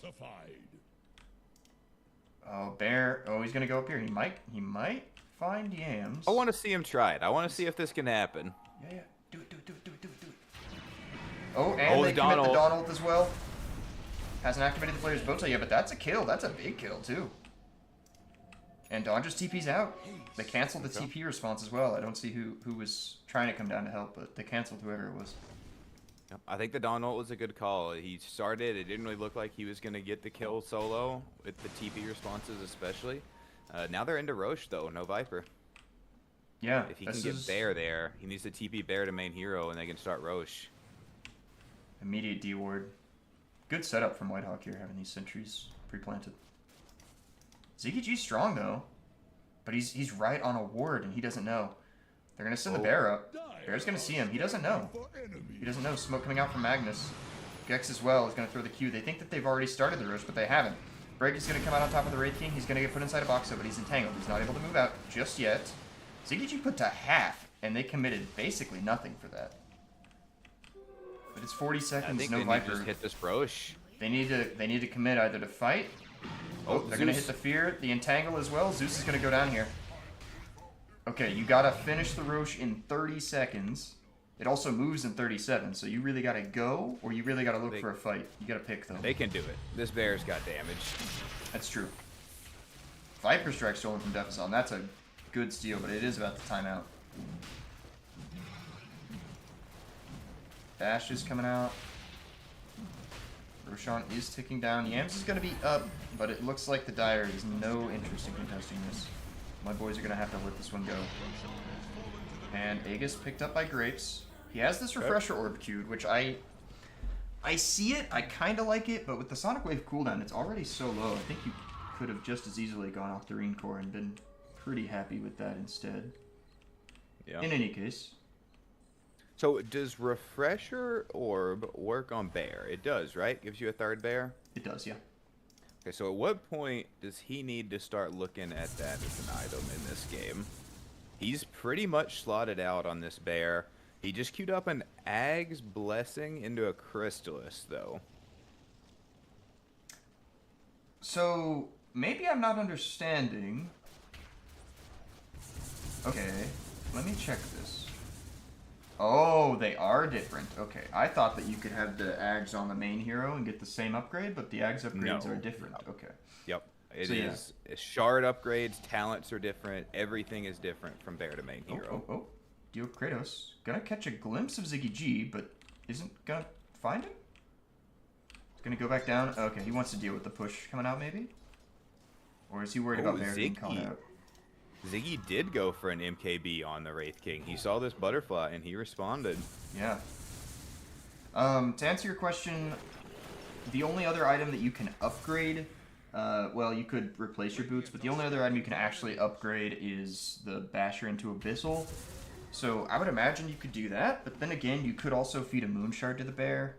You could also have one of your supports buy you a Moonshard, though. Something like that. I think those items are really just...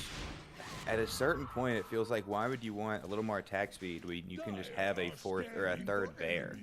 If he loses both Bears, it's like not saving for buyback, which he also doesn't have buyback right now. Jump mid, Atos on top of the Queen of Pain. Gonna get hit with the Dawn ultimate. She's not able to get away. She did commit BKB for that, but Aegis is also used. She's gonna get hit with this stun. She's gonna get hit perfect timing on the Ravage, but the swap out is gonna be enough. The stolen Ravage from Defazon is gonna hit 5 people on top of this, Everybody's fighting inside of the Zeus ult. The Sonic Wave comes out from the backside of this. Deocritus finally shows up with a bear, and he's clicking people down. Zeus ends up flying back into this fight, but the Queen of Pain goes down inside of the Zeus ult. The bear ends up going down as well. Ziggy G running forward. He still hasn't committed his first life yet. Dawnbreaker trying to get away from all of this is going to get hit with a stun. Longpath Jones going to end up going down. A crazy fight. It looked like it was so good, but they just didn't have the damage to turn things around in time. Ziggy G almost ends up ticking out to the Queen of Pain daggers with that Ags upgrade. They have buyback on 2 of the 3 heroes that are dead right now. They're going to commit the Dawn, but Dawn already used BKB. No ult for 20 seconds. Deocritus is going to come in. They get the lift on top of the Tidehunter. He's stunned. Ziggy G. Yams is going to have to jump away, but the Harpoon coming in, the stun from Longpath Jones are going to be able to finish off the Viper. Another Sonic Wave comes in. It's going to finish off Zeus in the back. Tidehunter getting quite low as well. The Stolen Gush Ags upgrade. Another kill going the way of Queen of Pain. Ziggy G trying to run away. The Bash coming in from the Queen of Pain, from the Dawnbreaker. The Queen of Pain, they're teaming up on top of Ziggy G, and he's going to end up going down as well.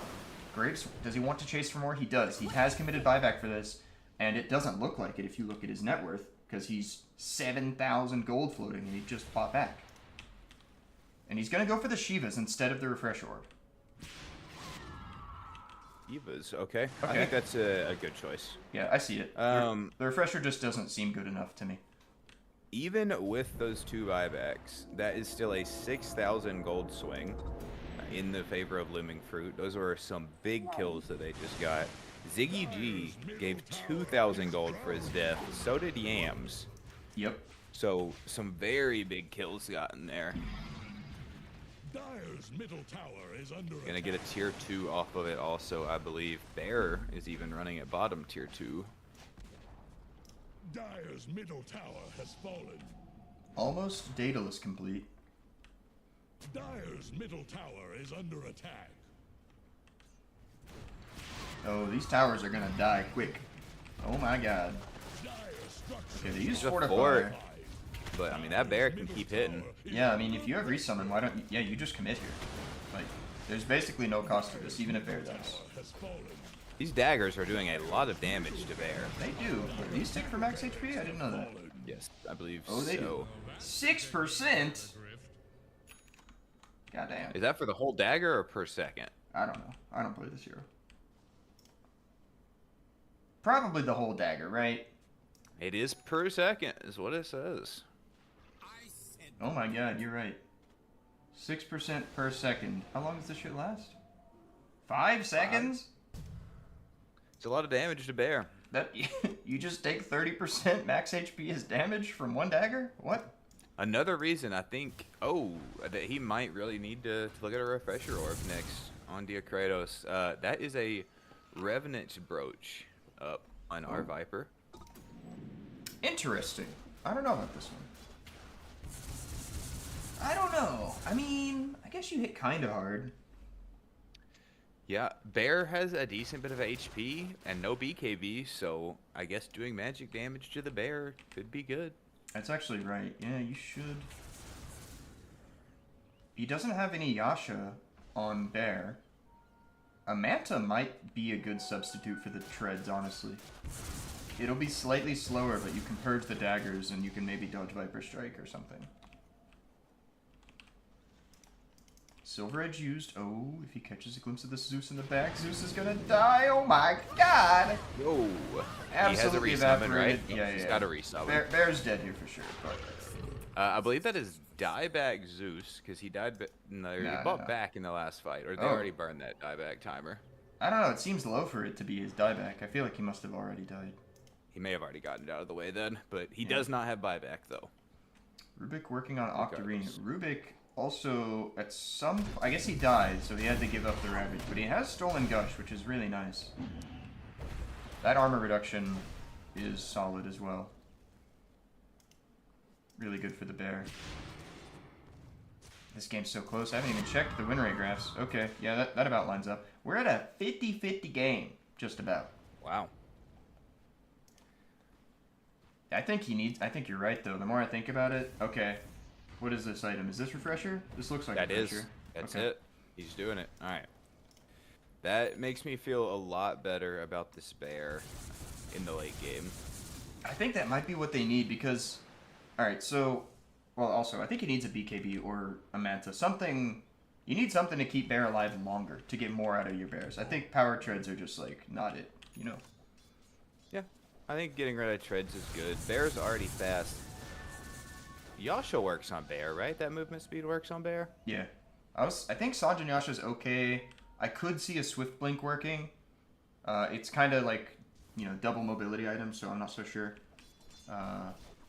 Satanic could be okay. It's a purge. And then there's BKB, which is kind of like, I don't know.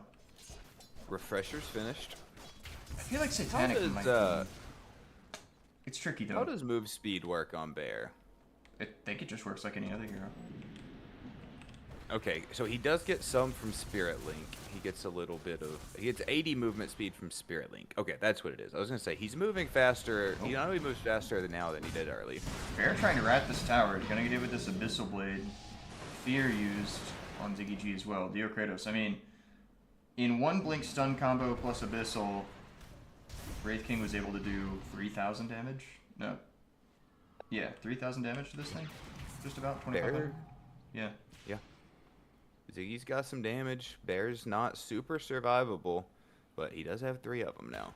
Pressure is up. I think Satanic is... I don't know. I don't know Lone Druid that well, but I think if I were in this position, I'd buy Satanic personally. I don't think you need Satanic necessarily, because you don't really need to heal because you just have 3 lives. I think you go for... I do think the Manta's fine.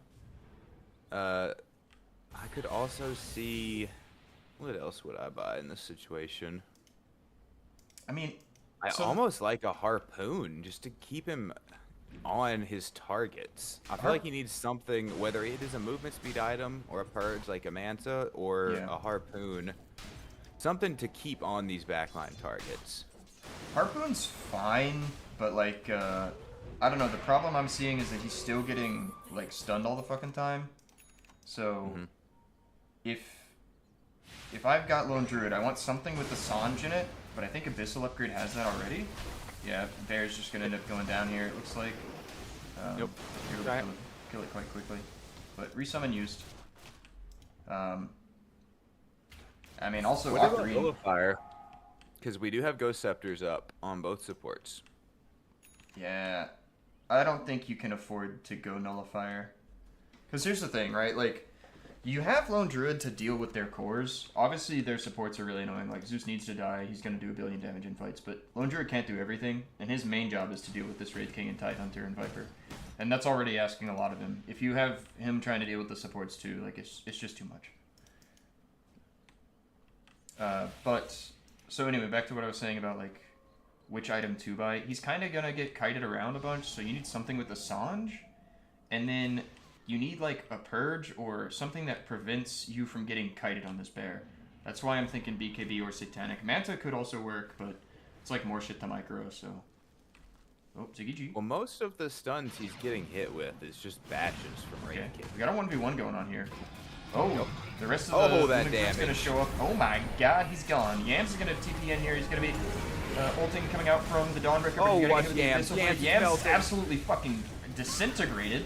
Longpat Jones getting out. The Sonic Wave's going to push the Wraith King away, and he's going to end up going down. And MUDBOYS, they just need to retreat. They got nothing left in the tank here. Shiva's Guard coming out is going to try and get some vision on top of the Ringmaster, and he's going to end up going down too. Oh my god. Everybody's dead. That Daedalus crit. Oh, they hurt. They do hurt. They would hurt a lot more if Flare's Bota... Maybe it was used, and it just got refreshed, but... It was not used, and I'm going to be honest, I never used it either. Okay, well... I always forget it. He does. I mean, he does have the entire. He does have the entire game on his back right now, so we can give him a bit of grace. Dude, late game carry situations get so stressful. You're like, this one little item that I'm not used to having, I gotta hit 2. 15% base damage, bro. It's so good. Okay, Ravage on top of 4 heroes. Stolen Anchor Smash. BKB pressed out. Vengeful Spirit. Another Sonic Wave. Tide's just gone, but the buybacks from all of the cores of MUDBOYS. A massive win condition just opened up for the side of Looming Fruit. Stolen Anchor Smash doing a ton of damage. The dagger's coming out. Defazom, it looks like he got a little bit overzealous here trying to force this fight. He's going to end up paying the price. But this is a massive opening. What? Oh my god. You see this net worth, Zach? You see this? Look at this graph. This graph's crazy. We This went graph from, is crazy. let's see, what was the top net worth lead? It was I'm seeing. around 20K, with Yeah. an 87% MUDBOYS, 90% MUDBOYS win rate. To now, we are at 85% Looming Fruit win rate with an 11K net worth lead. So we have completely flipped the game. Oh my god. That is a huge win condition. You know, this Oh, bear, He's got 3 bears already. games, he has 3 bears. The Trapper game's strike on his used. back. Silver Edge used. They don't have the vision yet. The fear. Kratos trying to run him away. He could probably make it out with the TP if he spent it now. No, too late. Nope, Too late. nope, he's done. Oh, Vengeful Spirit ends up going down. Buyback. I missed this. What was going on? Ziggy G just killed 2 people. They just. Good. Or no, Defazon was dead earlier. But the buyback's expended by the supports. They want to make sure that they can secure Roshan. Everything's about Rosh right now. No buyback on Yams for like 6 minutes. Same story for Tidehunter. Same story for Wraith King. Ziggy G gonna send the illusions out. They can't just do this, right? They seem to think that they can. They seem to I don't think think that they can. Dawn, no ultimate. For 30 seconds. Living Fruit's not responding, though. Looming Fruit, what are you doing? What are you doing? What are you doing, guys? Oh, Bear just fucking There murdered they go. Ringmaster in the back. Sonic Wave used inside of the pit. Yams getting low. The Bear's trying to run forward, but it's not quite enough. Oh, but Yams gets forced back into the Bear. He ends up going down. He's so low. Queen of Pain jumps forward. Graves is going to be able to finish him off. Yams is dead. No buyback for 2 minutes. And Wraith King is trying to fight into them, but he's just absolutely isolated. He's sitting on top of 4 heroes. Bear's absolutely hooking him down, and Ziggy G's going to end up going down here. That's 2 cores dead with no buyback. Kratos beyond godlike, beyond carrying this game. Zeus makes it out with 100 HP. Nothing left in the tank, and I think they just go throne. You just go throne here. You still have... Okay, this is actually the last bear. This is last bear. The Dawn ult for the heal to secure this push. I like it. Ravage coming in, but GG is called. Oh, they called? Yeah. MUDBOYS, they see the writing on the wall here. Okay, we're going to game 3. Yep. Yep. Alright, MVP. I gotta give it to Ice Frog on this one. I gotta give it to Ice Frog for taking Lone Druid from the depths of hell and putting him on a shrine. But all of that aside, Kratos absolutely played out of his mind. It took him a while to build up the, like... I don't know if it was... Maybe he was being too cautious or what the deal was. It took him a while to, like, look for the kills with the Silver Edge. But once he realized that he could kill this Zeus, like, 100-0 in a quarter second, he did it, like, 10 times. And, yeah, he got some crazy kills. They took the fights that they needed to take. An amazing game. An amazing game. Yep, I agree. I don't want to give MVP to the Lone Druid player, but I think you have to. He carried his team. You have to. You just got to do it. Kratos hitting him with the grrr in the post game chat. He got that. He got that bear in him, dog. He's out here. Nearly 60-minute game. And the tri-core buyback from MUDBOYS just, it was... The game was getting harder as time went on, but that tri-core buyback was like nail in the coffin for like... The game became way harder the moment that none of your cores had buyback. They still had top racks. They could have just sacked it. I don't know what they saw. Maybe they thought that somebody was far forward enough, or maybe they saw the Ravage and they were like, this works, but... Just a little bit too slow. Also, good sacrifice by Defazon to like jump forward and kind of make space for his team to retreat. He kind of gave them something to focus on. So, player hero damage.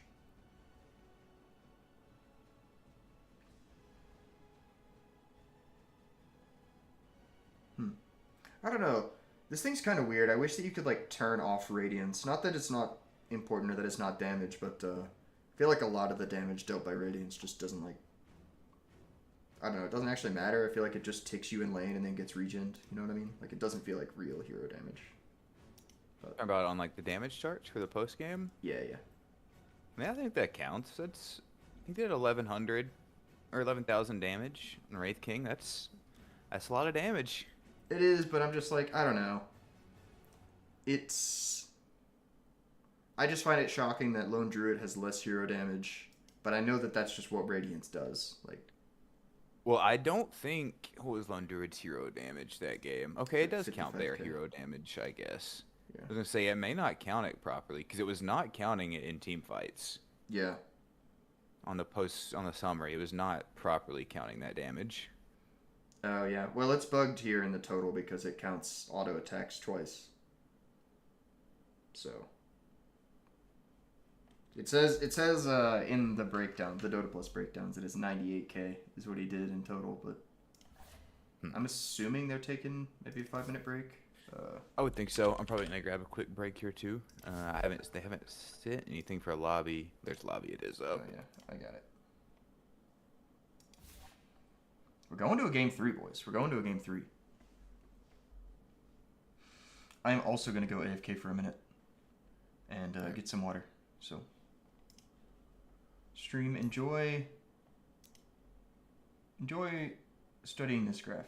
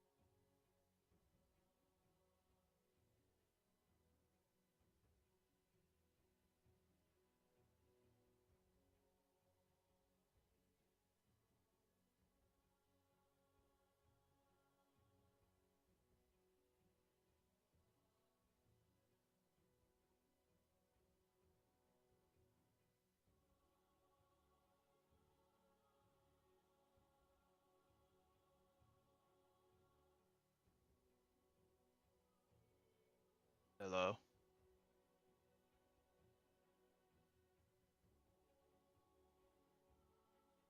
Hello.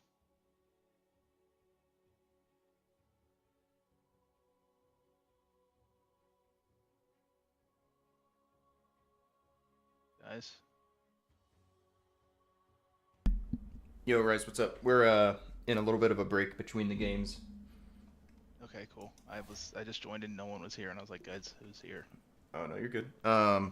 Looks like they're gonna be wanting to start this pretty quick. If you want to join up in here, Do I have to join in the Dota lobby? Or can you just stream it in WLDL? Like stream It'd be easier if you join in the lobby. I can do that. I'm at my computer, it's no big deal. If not, I can stream in Discord for you. No, I can launch as long as they're not like, we're starting right now. they're kind of trying to. Okay, Yeah. just let me watch through Discord. Okay, Zach will stream to you. I ain't going. I ain't leaving. All right.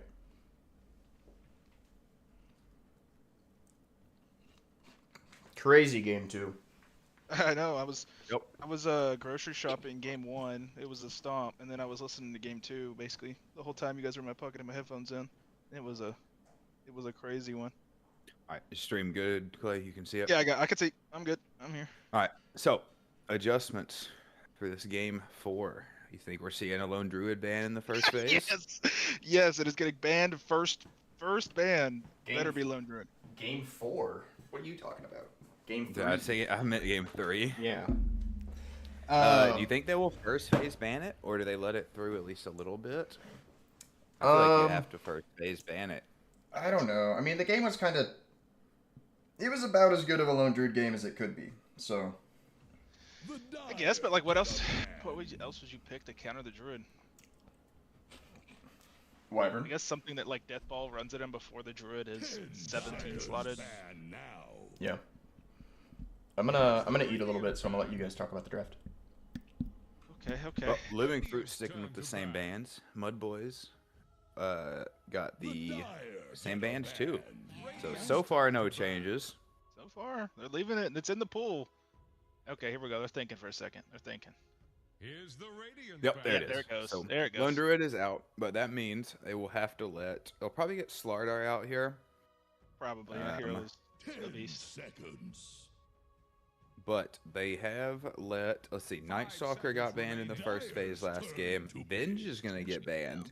So Okay. we will see no Venge this game. We have seen it in the past 2 games, so we're gonna get a little change there. And now we're into the picks. So we have a couple changes in the bans. A couple things let through that we're not, and a couple new bans coming in. 10 Intrigued to see what they're gonna first seconds. pick. They've been first picking their supports, right? Correct. It's been Venge. Was first picked, I believe, both games. Yeah. What Root's thinking? Probably because the Venge went away. They're Radiant's insta turn first to pick. pick. Oh, here we go. Silence. Silence. Okay. That is gonna be a White Hawk hero, I think. Probably. I could be doubt it's.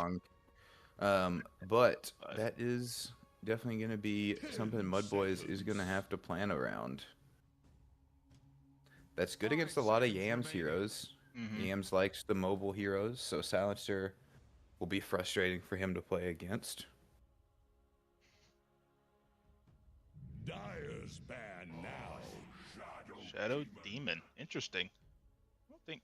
That This hero is. played a lot this patch. I don't know. Dyer's ban now. A little bit, but how does Shadow Demon match up against Silencer? I feel like it kind of is Silencer favored.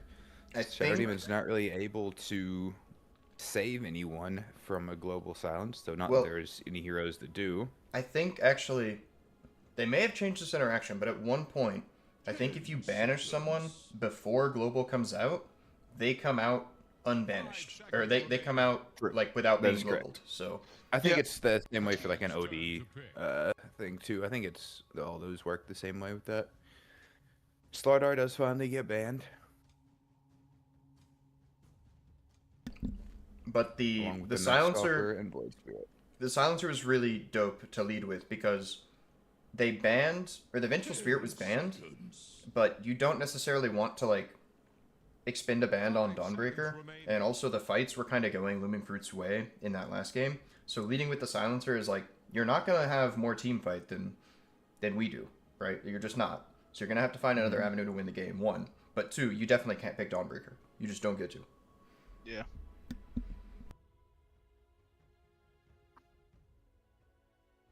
Well, Looming Fruit was the ones who picked the Dawnbreaker themselves, though, That's true. Yeah. and they so- picked the Silencer. So Oh, they actually, you're could so very well right. still pick the Dawnbreaker. Yeah, they probably will. MUDBOYS, They did pretty yeah. well last game. Actually, yeah, maybe that's what they're thinking is MUDBOYS, you don't get to pick the Dawnbreaker, but we might want it. So I'll just go with the Lion. A little classic Lion. Classic. It's like one of the most picked heroes right now.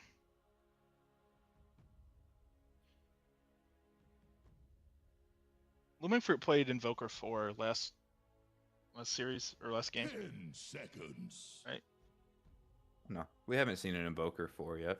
Oh, not Invoker. I meant Zeus. Rubik. Rubik is what I meant. Yes, they played Rubik 4, I guess was Looming Fruits, and MUDBOYS had the Zeus. Might pick it again.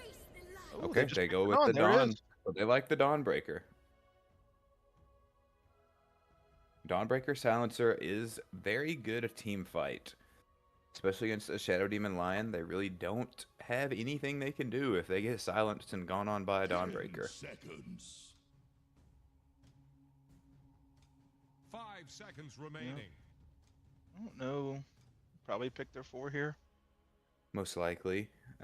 Will they go back for the Rubik? Probably not, but we'll see. They do it. I don't know. It's pretty good in the Lion and Shadow Demon. I mean, stealing most of Shadow Demon's spells are pretty good. He has the easy like cancel or like deny with the cloud, but all of Lion spells are great. Yeah. Basically. So, Looming Fruit, seeing what worked, they're gonna run it back. But they will not have the Lone Druid this time, so what's gonna have to change? Radiant's turn to pick. Yep. That's a good Lifestealer game. It is. Guess it denies Infest though. I guess early. Look with the silencer. And, I mean, you and can't rage. Yeah. But I mean, typically, if he gets it off, it's just really good. yeah, you just gotta rage early, Mhm. and you'll be 5 seconds fine. remaining. Might even pick up a BKB or something. I'm sure he eventually will have to this game. Yeah. What else will MUDBOYS? They're probably gonna grab an offlaner here. They could go back for the Tide. I wouldn't hate a Tide Hunter. They definitely need a frontliner. I don't know. Tide. The Rubik stole Ravage what twice last game? At least twice. I saw the one.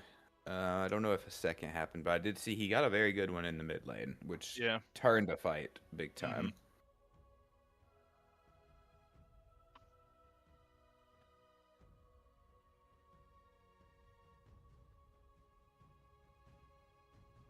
MUDBOYS thinking on it here. I think they'll go with their offlaner. They'll save the mid pick for last. Is likely what will happen. Dyer's turn to pick.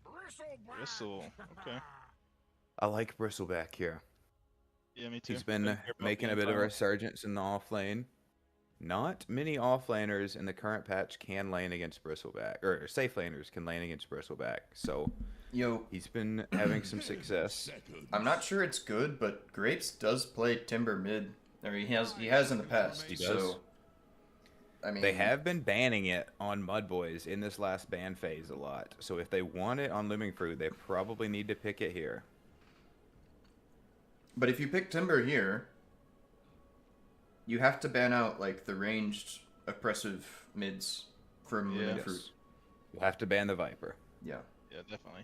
They probably need to ban the Viper anyways. Yeah, they probably will. It made Looming Fruit's mid laner really sad last game. They picked they the picked it. Viper themselves. Oh, it's a break. Okay, duh. It is. Yeah. Yeah, it's a That's pretty smart. good. I was thinking as a core that builds Shadowblade, or I guess Viper works too. It's a That's good break. good. That's a big guy to stick in front. Dawnbreaker to save. Here's the Radiant Their fight plan. is coming together. I see the picture. They have no stuns though. They have telekinesis, and they have a million slows, but they have they have 2 cancels, and one of them is Dawnbreaker Q. Yeah. They're gonna Hopefully be they will blue. pick. Well, they need a carry, so there's not really. They're not going to pick an option with a lot of 5 stuns, seconds but I think remaining. that's fine. They didn't really have crazy stun last game either, and it worked out. Now. I mean, yeah. They had Venge. There has kind of stun with Entangle and Roar, Radiant right? And plan. Roar Yeah, yeah. features BKB, doesn't it? Roar does for Roar, BKB. Beastmaster Roar? No, Bear Roar. Oh, no. No. But Entangle does, I think, with Ags Yeah. maybe. Yeah. But you would need Ags on main hero, and he didn't do 10 seconds. that. Mm. 5 seconds remaining. I could see a Sven work for Looming Fruit here. I don't know. I was kind of thinking. Has a stun, has a bajillion damage. It's tough into Bristle though, I guess. It's also really tough into Lifestealer if you don't kill him in Yeah, BKB, I don't you're like just, playing Sven into Lifestealer. Yeah, you're donezo if you don't get the right initiation. You can't really play Sven into any hero that builds Radiance. It's very hard. True. Dyer's Missing turn is- to pick. He- I know what so- they should pick here. Muerta.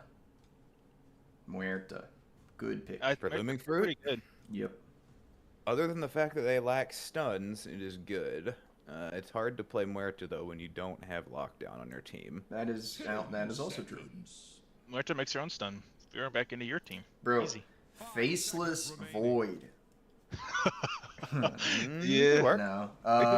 You really need BKB, otherwise you're just never gonna get to do anything in Chrono. No, real talk. Slark could actually work here. Slark could work. I could see a Yeah. Luna being good. Yeah. Legion Commander carry? Turn to pick. Here we go. Tiny. Tiny. All right, Tiny. I'm gonna be so for real. Okay. I don't think this is it. I don't. Yeah, I don't think, either. I Tiny don't. pick either. I think that tiny pick is. It's the same thing as playing Sven into Radiance. You can't play Tiny into Radiance. Your attack speed's just not. You can't play high tiny enough. into Lifestealer, my brother. Seconds. I mean, that too, but the Radiance is the main reason you can't play Tiny into Lifestealer. You can't play tiny into Shadow Demon with eggs. This break is gonna ruin the game. I fear. It's gonna hurt. Yeah, Tiny's already. Mean. Yeah. Yeah, that makes sense. It's the one hero that. I also don't see how a Tiny lanes against a Bristleback. Yep. I don't know. They believe in No it, I armor guess. until 6. I don't know. I think that the reason they picked Tiny is because they're like, this will blow up the supports. Yeah. Viper Dawn will deal Yeah. with the other cores. But I think that's the vision. I don't know. It seems really risky to pick Tiny into Lifestealer just in general. Because if you don't get the initiation that you're looking for, you're gonna just try and run away from life, and you can't do that. And then you're just gonna die. But Alright, well, game 3. Here's to hoping Looming Fruit can prove us wrong on the pick. Hopefully the Tiny will pop off and we'll get a good game here. alright. Hats, we got the the lion-faced lion, with the ram hand. Mm-hmm. We got the crystalline bristleback, the golden lifestealer. But we got the magma tiny. We got the... I don't even know what this guy is. Like a puppeteer or Nutcracker doll Rubik. But we got the like old western silencer. And that's, for me, that's the difference maker. Yeah. Yep. I gotta say Looming Fruit wins it again. The Viper Okay. and Tiny are kinda underwhelming, but the other 3 carry it. Alright, well, if we've learned anything about this series, winning the mid lane means you will lose the game. So, That's true. For some good sportsmanship coming out. GLHF from both Being teams. nice. Their tournament life's on the line. They're being nice to each other. They are. What are we thinking draft-wise, boys? Who do you think has it? Who's got the easier draft to execute? Who's gonna win late game? I'm liking MUDBOYS. Yeah. Yeah, MUDBOYS' draft is looking very good. Yams think Looming Fruit leading the can do it. charge on Alina? He broke their entire smoke. Like all, he broke 2 hero smokes. He broke his He own. did though. place a ward, but I don't know if they saw it. Yep, I don't know. He's got another ward too. he does. Okay. He's Good getting double both ward of the for mid wards lane. for the mid lane. Diokratos. Oh man, I don't have 30 the. seconds to battle. My Dota's bugged. It doesn't show me the broadcast toggle. I can't switch between fogs. Did I bind this to a hotkey? I might have. Hold on, let me see. I did. I don't think that's a. Is it, okay, can you do it in live broadcast? Yeah. Alright, we're just gonna split runes again. These teams do not enjoy fighting for runes, it seems. So they will split them. And we're clear for running. Yeah, they might have fought if the smoke didn't get fucked with, but Oh, the MUDBOYS Tiny camping the high ground. Heading. Ooh, they are. Tiny's heading to the gate. Is this an off-lane Tiny? No, oh, it is. No, wait, I was it's looking di- for it. yeah, it's no, I not was going like, up. no, he's going to the safe lane. Oh, they've gated. Okay. They've gated. MUDBOYS have 4 heroes in top triangle. Oh. And Rubik is we DC. got- the And DC? we're paused. Yeah, it looks like they might try for a first blood attempt here, top. Yeah, maybe. How do you think this mid lane is going to go? You think Lena can take this? I mean, Lena's just gonna nuke waves, right? I think it's a lot better of a matchup than Quap versus Viper. I think Yeah. Lena will get his farm a lot easier than the Quap did last game. Yeah. I Yeah. agree. Lena will get her farm. It's a pretty boring matchup, to be honest. Yeah. Unless we get some rotations from a support or something, I don't really think they're probably gonna kill each other. Yeah, I'm hoping this Viper will max Nether Toxin and just try and match the Lena on farm. I don't know what maxing poison attack will do. I don't see the kill potential. Yeah. I don't know if I even put a single point in poison attack in this lane. I think be one honest. is fine. Stun coming out onto Whitehawk. He's getting quite low. He's going to throw the curse down. He's eating a ton of right clicks. Dang, he nearly got 100 to 0, and everybody's level 1. Yeah. Moose style is kind of still looking. If Whitehawk walks back too much, he might can get caught here.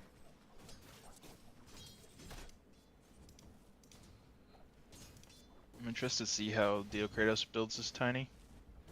He's gonna put like sometimes they they skip toss or they put a value point in it. I don't know. I think he has to go Silver Edge this game.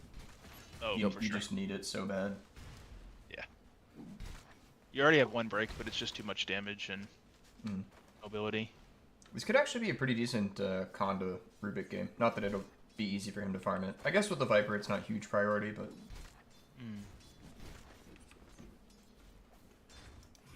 Okay.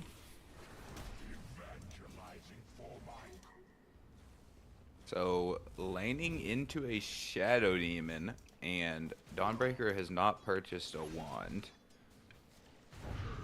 So, gonna be not getting the full value maybe from laning a Shadow Demon, but Shadow Demon's not really been spamming too much either, it seems like. bit Yeah, of he's a been missed bubbling. opportunity there. I would agree. Everyone in the top lane against the Bristleback, though, has purchased their magic wands, so good for them.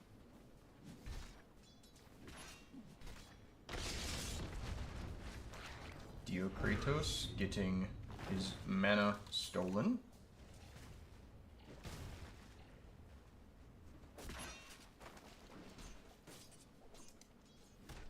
This bottom lane, I think Dawn just gets the farm that she needs, and like these lanes generally favor Rubik because like Rubik is super weak in general as a support. Oh, bottom lane Look at Magus lift. is gonna get lifted, and he's gonna get the last click off with Long Path Jones. I thought for sure they would need Fade Bolt, but it looks like they didn't.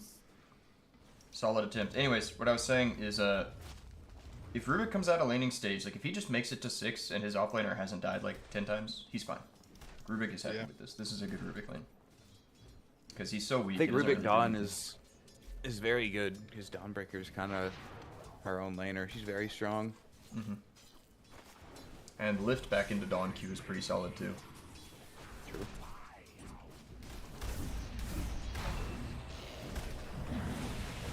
Nope, they're trying to fight into Long Path Jones. They got the open wounds expended onto him. They're gonna turn it. Looks like they're gonna try and fight this into Ziggy G. Oh, but they They got don't him. quite have the damage. Fade Bolt up in 2 seconds, 1 second, but he's not gonna be able to close the gap. Up. It's pretty His rough. lifesteal is under a ward. Oh, oh, he's gonna get Ah! Fade Bolted. Oh, Defazom, solid, solid.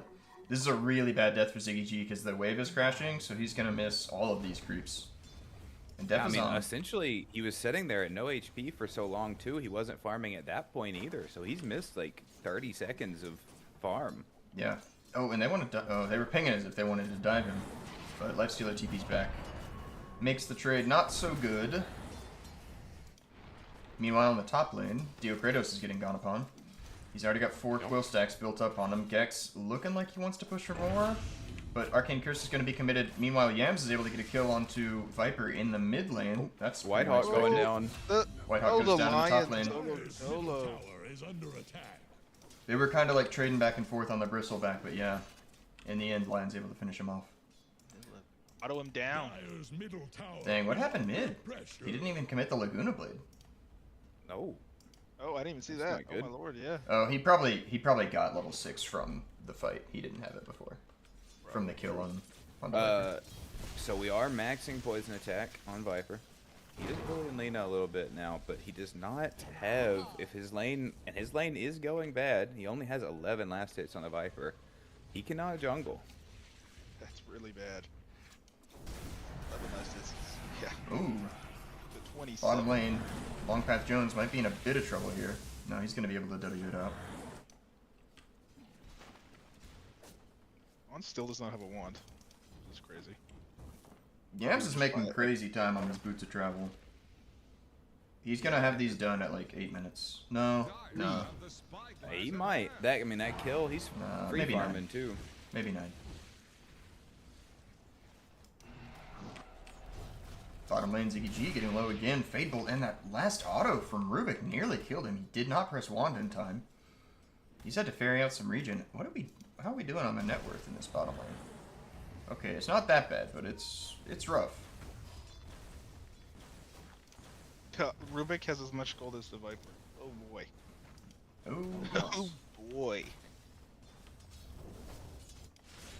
in the top lane, the stun's gonna get thrown out on top of the silencer. Dio Kratos, no points in toss because he's playing carry, so he's not really able to help Whitehawk get away from this, but they're gonna turn and try and fight into the Bristleback a little bit, but the Quill Stacks clicking into the back is just gonna be able to secure the death onto Whitehawk. Yams is bottom with a haste rune. I don't know if they've seen him yet.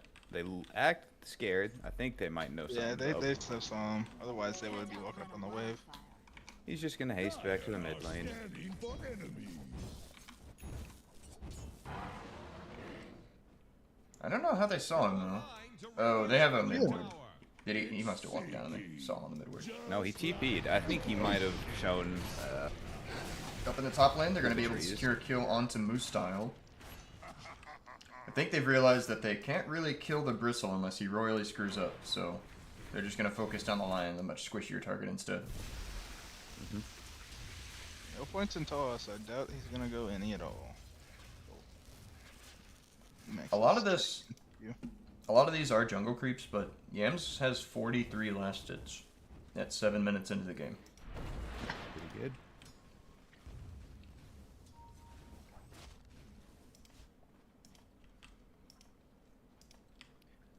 Viper's caught up a little bit, but he's still not having the best game. Yeah, I Getting don't his know. farm a little now, On the though. CS maybe, but on the net worth he's down 1,300 gold. This is yeah, maxing poison attack against a hero that outranges you is just tricky. Hex stun's gonna come out on top of Whitehawk up in the top lane. They're gonna throw down the avalanche to delay as well as the arcane curse. He had a big wand on Whitehawk though, so he'll walk away. Those boots of travel are 150 gold from being done, so he will have them somewhere around halfway through this 8-minute mark here. Oh, Getting a this shield could be rune, too. bad. Okay, Grapes realizes. I don't know. Hey. That could. I guess if Travels he are beats coming. you to the shield rune. Travels on Travels the are way. on courier. Yeah. Yam's no points in stun though. He needs to get level 9.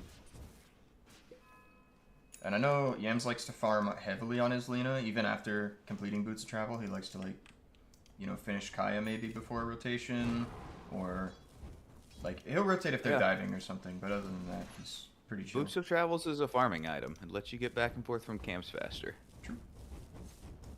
Oh, bottom lane, looks like Lifestealer has been imprisoned defensively. Ziggy G's gonna have to press 1 again. This is the second or third salve he's had to have ferried to him. He is not happy in this bottom lane. But despite that, his net worth is actually doing okay. Yeah. It's not great, but it's okay. Higher than Dawn. Somehow. True. Somehow higher than Dawnbreaker. Dawnbreaker's actually having to run base now. Yeah, that engagement just didn't quite work. They weren't quite able Top. to finish him up. Top Trying. lane. Bristle's going They get down. the stun TP'd out. onto the Bristleback, but no other TP cancels. No points in toss. Oh, that's not it. Will be him. Didn't hurt, buddy. Stun bottom onto the Rubik. Let them suck his mana. Left. Ziggy G does make it to level 6 though. Yep. He's 6. Let's see, what other 6s do we have coming up? Bristleback, right there. Lion's close. Shadow Demon is 6. Rubik has it. Dawnbreaker, still no 6 yet. Dawnbreaker, the only core now without level 6 after Bristle gets it here. There we go. Double damage. If they get the right combo, they could kill this Lifestealer, but it's really tricky with Lion nearby. Any sort of disruption means that he gets Rage, which means he gets Infest. You kind of need Global to like really make sure that it works, but that's a ways off. Yeah. But Rubik does have 6 now. If he can steal anything from Lion, he's going to be happy. Oh, actually, stealing Mana Drain is set. He really wants Impale, but Earth Spike.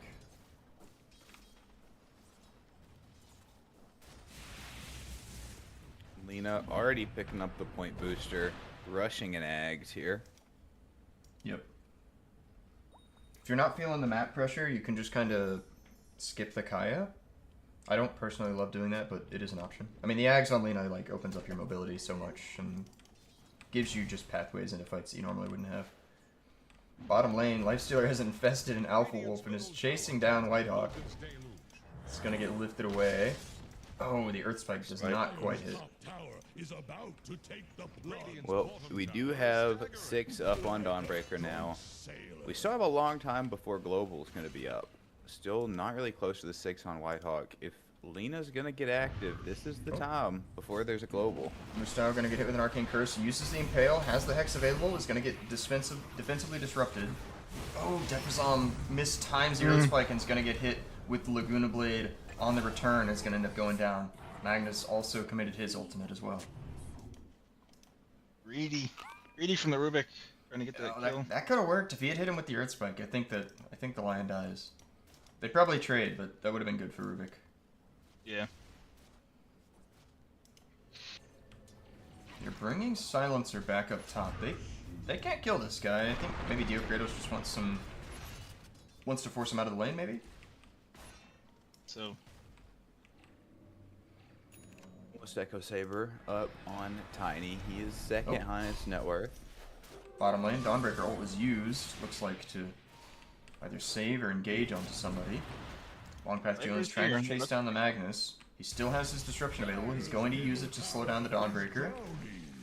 And Grapes shows up as well. Yep, travels up on Viper. So both mid laners got their travels. Tower is under attack. In the mid lane, Yams pushing down the tower. So we're gonna trade tier 1s here. Yep.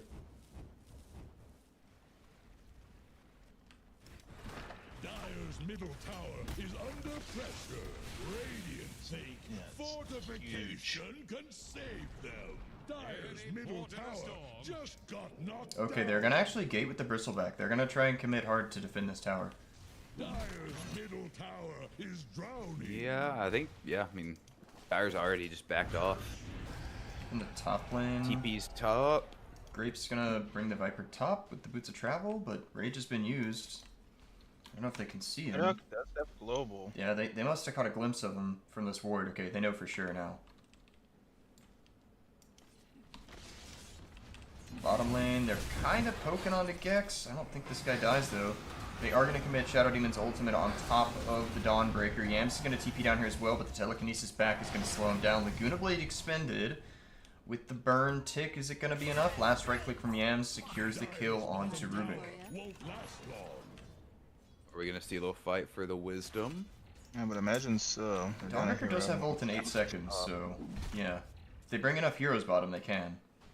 I don't know. I think Radiant should be contesting this with them. Wisdom, they're just gonna give it away. Yep. Maybe they're worried about global? I don't know. True. Global is up now. Yams, top of the net worth chart. Feeling pretty good about things. Gonna TP back to base for mana, so Looming Fruit, if they... Not that they know that, but if they could pick up on it somehow, that could be an opening for them. No response from Yams means that they can go for a greedy dive. Mine's alone in this top wave.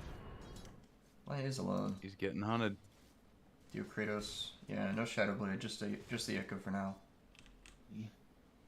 Not a lot to do here. Only down 1,000 gold from this Ags. Lena is farmed. Don't really not know how Looming is going to deal with this Lena. Especially when she gets his eggs and has free pathing. You need Blink Tiny, or you need her to get caught by Shadowblade Tiny like several times, I think, to make up for it. Yeah. The top lane, right away. Earth Spike is stolen. They're gonna hit the line with it. They're gonna hit with the Avalanche. The double click with the Echo Saber and the Fade Bolt finishes him off. That's some nuke. But they do bring Yams top. Oh, they're running. They get a courier snipe. Ooh, the Blitz knuckle. Ooh, that's sad. Ooh. That is 35 attack speed that Tiny desperately needs to farm with. For Tiny, that 35 attack speed like doubles his attack rate. He has 83 attack speed Viper TP's currently. in. Oh, they get the Viper Strike. They're going to be able to chainstone him, but they get the Oh, defensive the disruption disruption. out, so not quite. He's going to get hit with the Rage. He's going to get hit with the Global Silence to make sure that he's not able to get out of there. W forward from the Dawnbreaker. They're going to try and chase Magnus down, but the Earth Spike comes out for Moose Style, looking for the toss, but they don't have the vision. Is about to take the plunge. They're just going to click down this tower. They got 5 up here, but they've kind of used everything. Yeah. Yams can find a regen rune in the bottom river if he goes looking for it. Of course, he would enjoy that, being at Z mana. Top lane, Looming Fruit's going to put the pressure on top of this tower. They're trying to bring down Radiant's top tower. He's going to TP top, now that he's got his resources coming up. He's going to throw out the stun and the Laguna Blade as well, and that's going to put Tiny all the way down to half. That might be enough to deter this push. Okay, Rubik makes a good steal, though. This is max level Dragon Slave. Now, without the innate, it doesn't hurt quite as bad. Unless, does he get that innate too?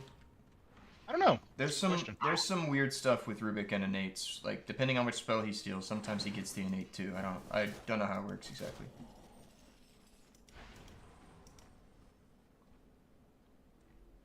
We can see, actually, if I catch him. If I catch him cast it all, I'll let you guys know. Okay. Well, Ags is finished on Lena, plus another Staff of Wizardry into the Kaya. That's a pick they desperately need if they can find this Lena at all. Yeah. She's not. I mean, I guess Ags is sort of a defensive item. He does not Yeah, get... it definitely is. So He does not get... It's hard to kill him. He does not get the slow burn, which is really sad because that's 64% of Lena damage that he just doesn't get. Dang. I guess it... he gets this. He gets some spell amp, so it's almost good, but not really. 245 damage, even though it's AOE, is just pretty net. Are Radiant using echolocation? Oh, top lane, they're gonna have a smoke. They are looking for... They got the Tiny scan. Tiny. Oh, he's gonna get hit with this Hex, Lena Stun, Laguna Blade, Earth Spike, Finger of Death, everything, and he's dead.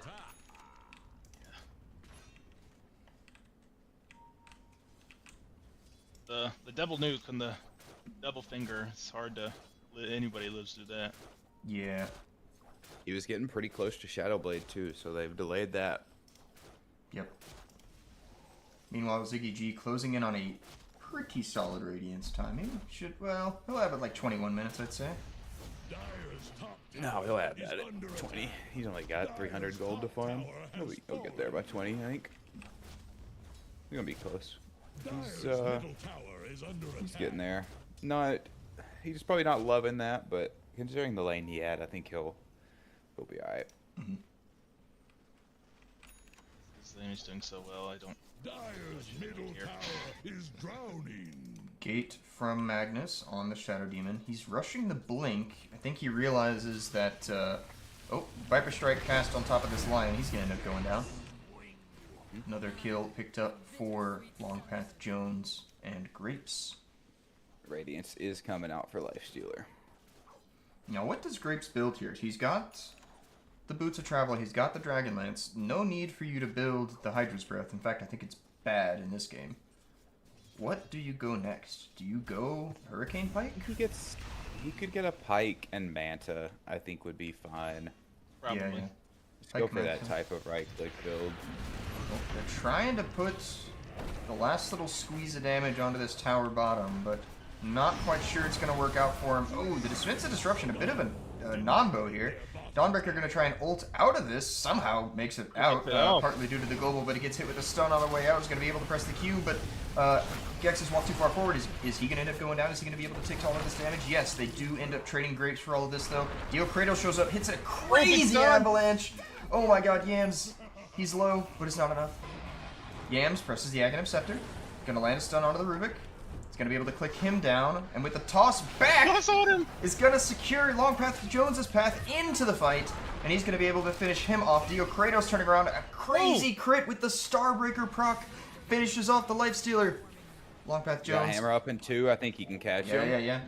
He keeps looking, hits him with the slow, Q is available, and oh my god, what a crazy fight. Oh, how did that go so bad?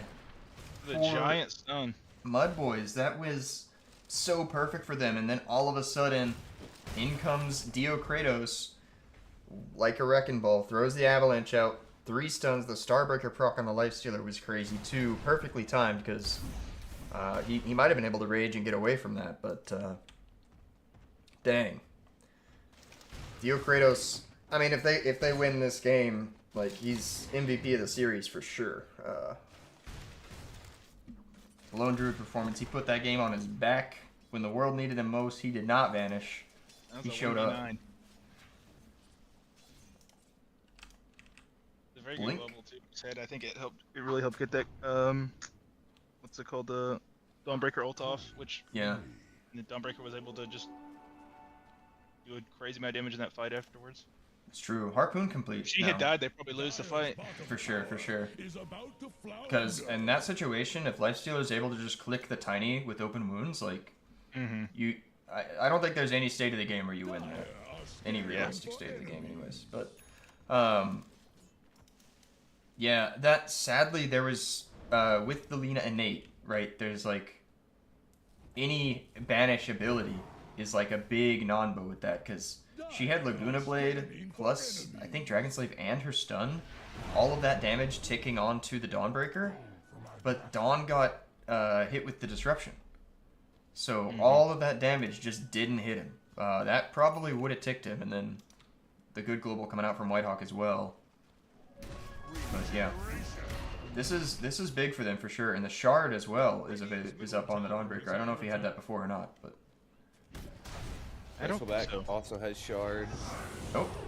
Global gonna be used. Whitehawk. Oh, he's trying to save himself. That's gonna work. Lift as well. Dang. Oh, does this sentry see this ward? It does. Okay. Alright. Tiny has Silver Edge. That is gonna be scary for Mr. Bristleback. Yep. Goodness. Full Silver Edge. Yeah, that fight made him a lot of money. Yeah. They're drawing a line top. They want to run through this area of the map. They seem to know somebody's up here. Scan is going to hit on top of Grapes' Viper. He's rushing BKB. I respect this.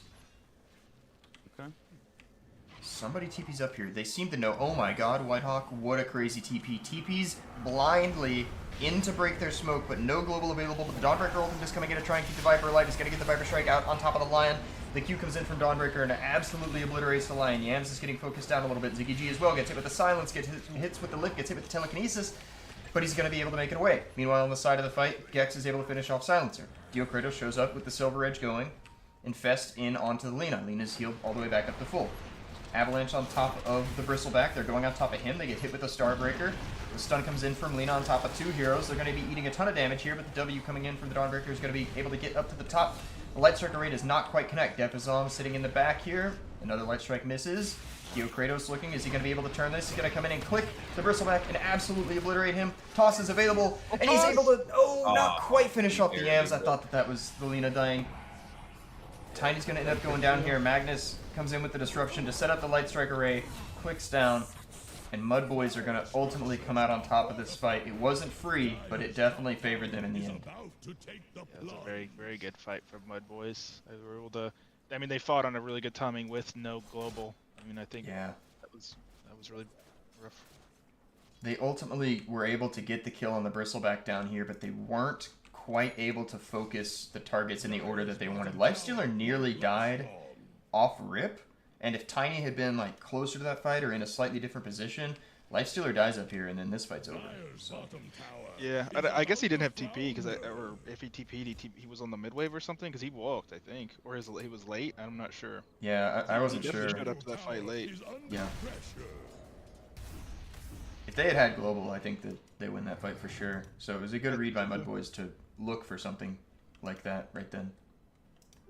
Invisibility. Yams gonna be pressing the invis rune, looking for something down here.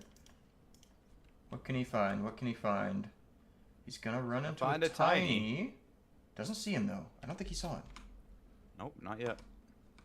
Does he want that tiny though? Can he kill him? I'll see him on the wave now. He doesn't have detection on Yams. Tiny's gonna press Silver Edge and run north. They're gonna find Lifestealer up here. Do they have vision down? They do. They have a sentry down.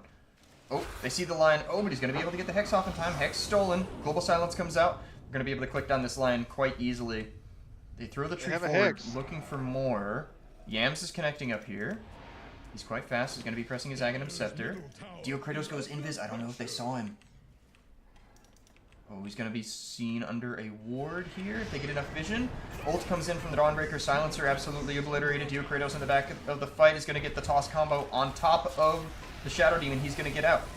Open Wounds comes out from the Lifestealer. He's gonna try and run to the creep and get the Infest off, but he's not quite able to make it. Okay, he finds a melee creep and he's able to run to it.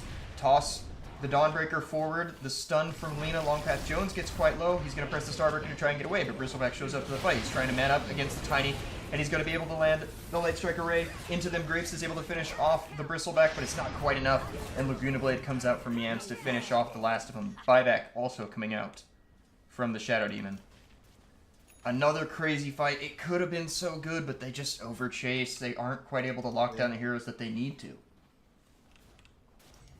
Looking very good for a while there, though. It was Tiny is doing a lot of damage to these supports right now. He's just comboing them down. Yeah. He just got a little greedy there at the end under that tier 1 tower. Forced the buyback, but they were able to turn it and get the kill on him. I know that the shard on Shadow Demon is so good, but until they get Ags on Shadow Demon, the BKBs coming out from the cores of Looming Fruit are gonna be really strong. I don't know what they do to deal with that in the meantime. I also don't know if Grapes was able to get the BKB off that last fight. I feel like I didn't see it. I don't think he did. It might have not been complete, but... But yeah, I mean, if Tiny's able to get on top of Lena, she will die. Yeah. That combo that he landed, she only got hit with like some of that damage, and she got put to like a quarter. So... He's working on an E-Blade now on Lena. Yeah. Getting very close to it, actually. So that will help a little bit against that Tiny. Throw an E-Blade on Tiny. He does not have his BKB yet. Kratos gonna find Ziggy G here. Is he gonna go for this? I would think he would. Hits him with the global. He misses twice on Kratos, but they land the Q. Global is committed as Missed well. again. The rest of the fight is coming in. They land the Earth Spike on top of the Silencer. Okay, he's gone. DD, Ags, Laguna Blade from Lena. Yeah. Unlucky. That's the problem with the Tiny and a Lifestealer, man. That Radiance mischance at 35% or 25 now is just wild. It's hard to play into. Yeah. Silencer just got deleted. Tier 2 gone. Moose style jumping forward. Gonna land the Hex on top of the Rubik. Rubik is gonna end up going down here for sure. But oh, they commit the Dawnbreaker off as well. Rage forward coming out from this. They're gonna land Starbreak on top of Longpath Jones. He's just gone. He doesn't have BKB. That was not a very good Dawnbreaker. Oh, save your friend syndrome. Absolutely, that did not work out the way that they needed it to. Kratos hasn't been able to get out on the map and finish farming his BKB in the meantime. What is Gex building? Pipe? Yeah. Consecrated Wraps, Lotus Sword, Pipe. This guy's not dying. Nope. Even with the break, it's going to be real hard to kill him.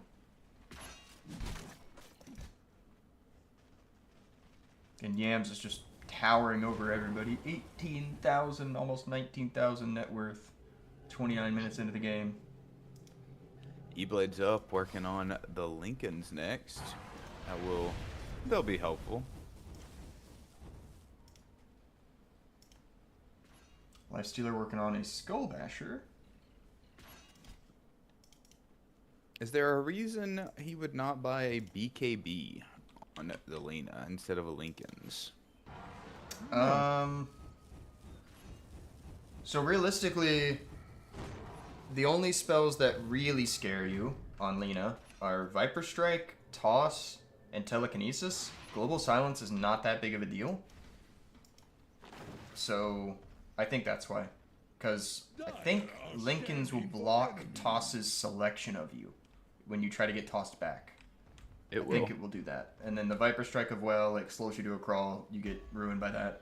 And of course, Telekinesis, the displacement. And honestly, they just don't have a lot of spells that break Lincoln's that aren't the ones that he's scared of. Like, you've got Silencer W, or sorry, Silencer E, but the cast range on that, it just isn't great. Fade Bolt. It's decent. And then you got Fade Bolt, yeah. And I guess Tiny Tree Toss. True. But I think Dawnbreaker Harpoon would be the best, like, Lincoln's break that you wanted to go for. Blink Forward for Magnus is going to throw his ult down on top of the Silencer, and he gets stunned, clicked, and fingered by the Lion. Couldn't withstand the yeah, this Silencer's having a rough go. Guys died quite a bit this game. The game is looking quite favorable for the MUDBOYS at this point in the game, but as we can see, just last series, Looming Fruit was able to pull back a similarly difficult game. They could do it here. BKB almost complete for Longpath Jones. That's going to be important in these fights. Tiny probably has his. He does. Yam's nearly level 25, though. He has almost 6 levels on the next closest hero.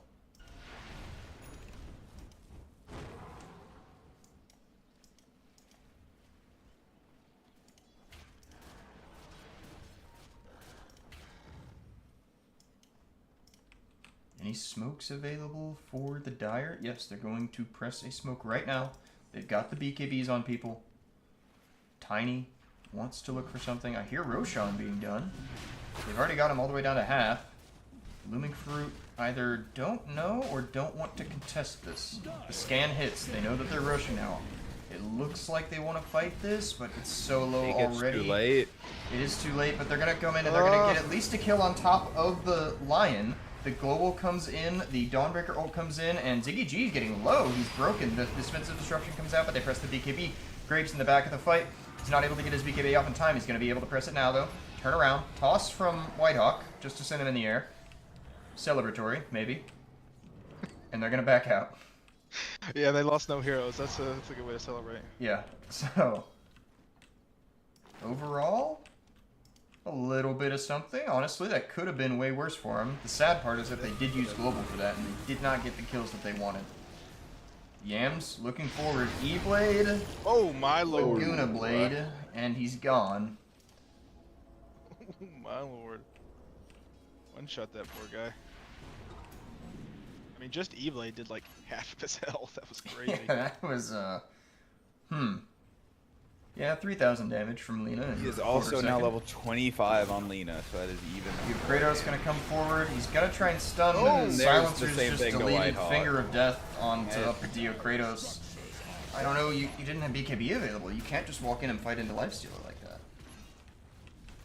Dyer's bottom tower is That's about probably to gonna wrap it fall. up. They're at least gonna get 2 sets here, I would think. Dyer's That's bottom tower has fallen. terrible. By the wall, Dyer's They have probably one more go. They still have Aegis too. Yams, oh my god, he's looking for him here. Laguna Blade press. Oh, has Yams get been off punished more for than he can this? chew here? He does not have Aegis. He's gonna get infested. He's gonna get hit with the defensive disruption. Viper's gonna end up going down. He's broken, but he's gonna be able to kite it out. The infest healing him back up.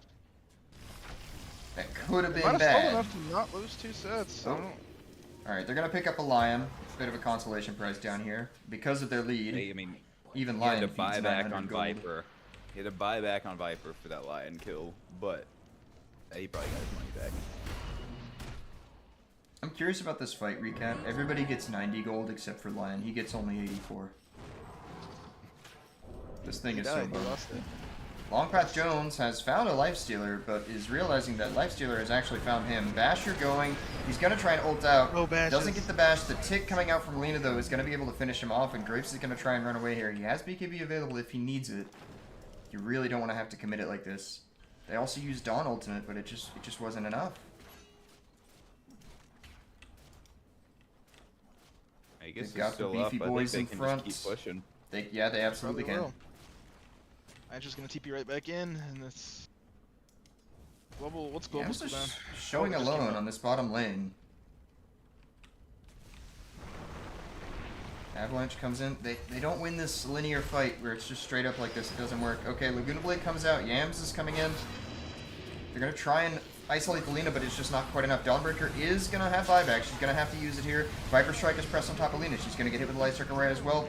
The BKB used by Tiny. He's running forward. The Global Silence comes out. They're going to try and throw everything onto Yams. Is it going to be enough? It is. He's going to end up ticking down here. That's a massive kill going their way. Somehow, Tiny gets up to the high ground. I don't know what happened there. He harpooned himself up there. Nope, he doesn't have that. Anyway, he's going to unfortunately end up going down to the Lifestealer and the Bristleback clicking into him. Longpath Jones trying to run all the way back to base. He's going to make it. A huge kill going the way of Looming Fruit. I don't know if it's enough, though. Seems like they have what they need to keep the push going. Still Aegis available on this Lifestealer. They can just keep clicking towers. A Jim up on this Bristleback as well. Viper Strike's going to hit onto this Moose style. Hit with the defensive disruption as well. Is it going to be enough to kite him out? He's going to get the Oh, he blink gets the blink out. off. Fortified structures Huge. cannot be breached. I could. How long does disruption last? 4 seconds? 2.75. He must have timed it. It's good. Oh, Lifestealer committing everything in on top of this Dawnbreaker. He's going to use his ult just to kite and keep himself alive. But that is not enough. Hurricane Pike comes out, throwing some damage on the top of the Lifestealer. He still has Aegis for 40 seconds though. Lena's back up in 30. Tiny's back up in 12 though. Dyer's top tower. Doing everything that they can to stall this game out. Rage actually a good steal in this situation so Lena can't completely murder you. Got knocked down. Dyer's top tower is under CG clicking things down. Aegis gone in 18 seconds. Are they able to kite it out? They seem to know. 12 seconds? Ziggy G's playing it pretty close to the chest here, but he's going to end up going down here. He gets the reset. Dio Kratos probably going to look for the top. No, doesn't want to look for the toss back. Viper Strike thrown out on top of the Lifestealer. They get the break. But they've lost the range barracks. Lena's back. She finds the There's Rubik. Kill. You got him. He's gone. He's just comboing him. She has a blink. Dio Kratos wants to find the jump. But you just can't burst these cores. Hex comes out, Oh, the Dawnbreaker behind him. ultimate as well, the Global Silence comes out. Lifestealer has used Manta already, but he doesn't have Aegis. But he's just able to turn and fight into them. The Viper Strike comes out. He's looking around. Does he have an infest target? They're going to end up throwing quite a bit of damage into this Tiny. They throw the toss. They infest on top of the Lion to keep him alive. Longpath Jones coming in, setting up a great Starbreaker combo, and they're going to find Ziggy G as well here. Maybe he's getting low, but he's getting the Lifestealer back on top of these Strength Heroes. He's going to be healing a ton with every single hit. But he's finally going to get kited. The Rage is going to expire, and he's going to end up going down here. Tiny presses Silver Edge, trying to run back to base. Get Meanwhile, megas though. Yams has Yeah. killed the barracks. Surprised the Lena committed to Megas. I think if the Lena just manned up in the fight, they just kill them all and win the game. It is a safe play, I guess, but Yeah. I think they just win the game if Lena mans up. But This is an They elimination might look series. for a kill right here. Sometimes you gotta play it safe. fair. Oh, They have such a she's cushy gone. lead. I don't think they really care. Oh, a lucky Starbreaker. yeah. He's going very to lucky. keep He was him alive. dead otherwise. Yeah. Yeah. That is 3,668 health, and Lena him 100 to 0. Okay, Tiny has That is Chrysalis completed. Okay, they're gonna smoke. They gotta get something here. The Megas is gonna make this hard as it is. They're gonna run across the Bristleback, but he's got a gym. This just doesn't work. It's so greedy. He doesn't get the break off in time. Lotus Orb out on top of the Bristleback. They're gonna throw down the Viper Strike, but he gets glimmered. It gets disjointed. Wow. I wondered why he. I was like, why didn't he get started? Yeah. Disjoint. Wow. Oh. All right, forced BKB. Dang. Dire's middle tower is under attack. Lena found the Viper.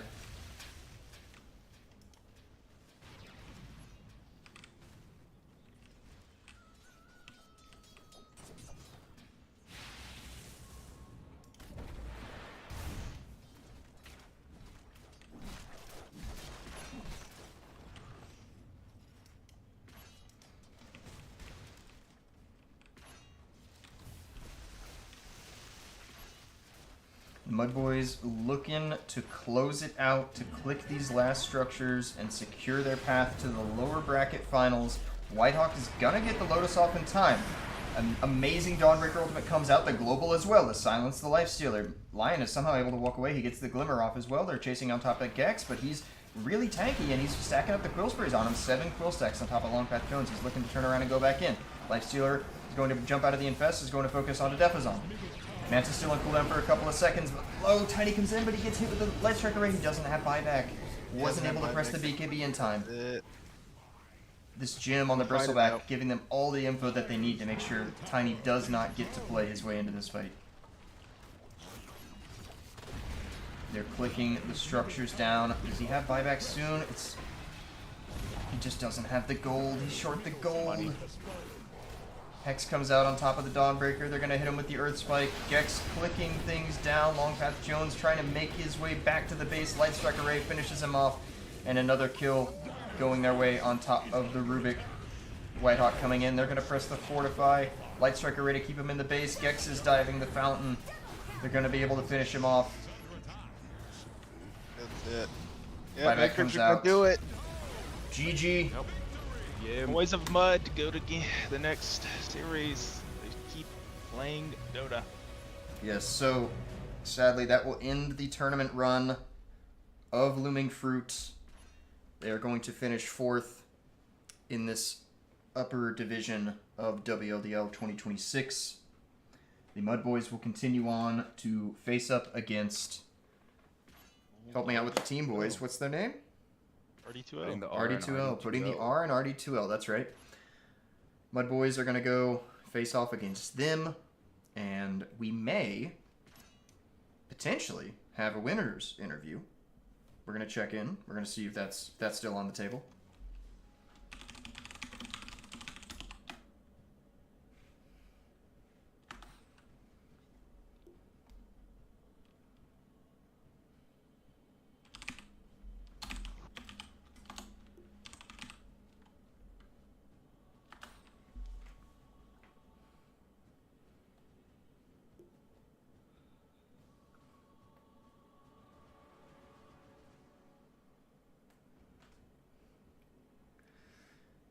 Man, that game felt so... I honestly think if Looming Fruit was able to get a net worth advantage early in that game, I could see them winning it.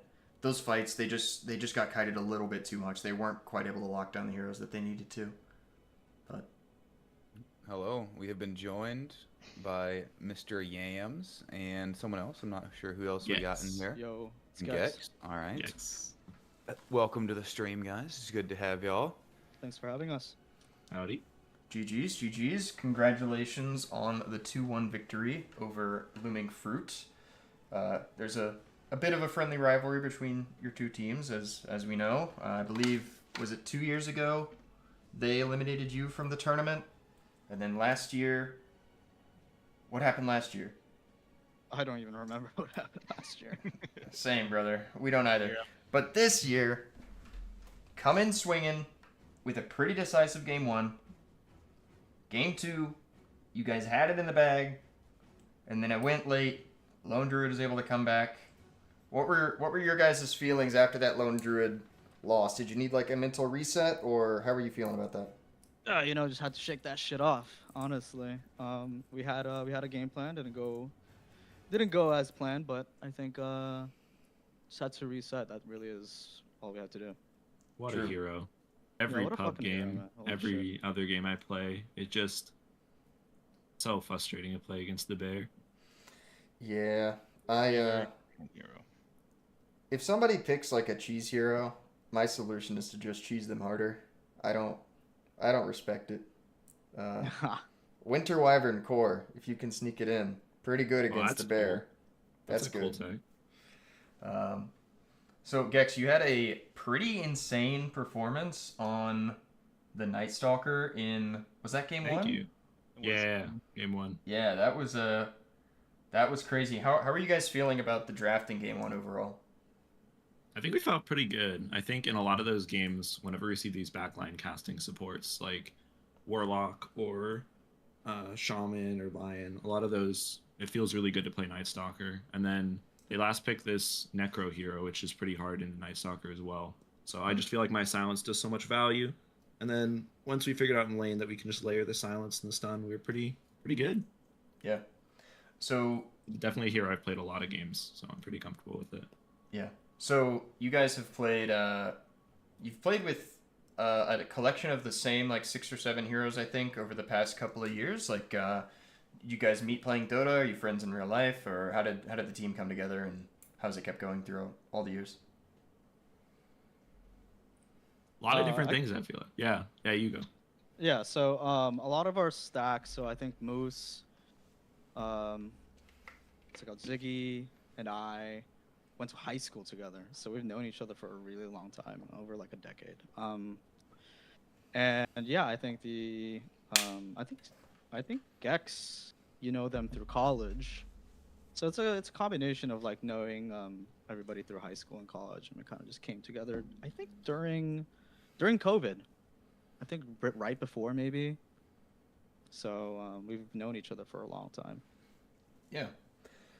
So what was the preparation like coming into this series? Was there something you guys wanted to practice? Were there heroes that you knew? Because you guys kind of stuck with the same bands basically throughout the whole series, kind of slotting in like the Lone Druid ban, and I think you banned Slardar in all 3 games, or maybe Looming Fruit did once. So yeah, what was that preparation like as far as learning about the other team? What were you guys doing? That sort of stuff. I think we like to stick to our guns. You know, we have a lot of Yeah, heroes for that we sure. feel particularly comfortable with, and so it's nice to kind of see what other people pick that is strong against those heroes, and then prioritize those for bans, and kind of know what to let through. We thought a lot about banning Lone Druid both game and game two because we had seen some games on it, but game one it didn't come out, and then game two we wanted to see if we could beat it, and I think we're close. So I think our preparation was pretty solid. But yeah, mostly sticking to the heroes that we play pretty well. Yeah. Yeah. Okay, so in your next series, you guys are going to be facing off against Putting the R and RD2L. The fans, the word on the street is the fans have been wanting a Team Drip MUDBOYS Grand Finals for many years. What are you that guys right? gonna do? What are you guys gonna do to That'll be make sure that something. that happens? What was the last part? I didn't. You kind of cut off. What are you guys gonna do to make sure that that happens? The Team Oh Drip v boy. MUDBOYS Finals.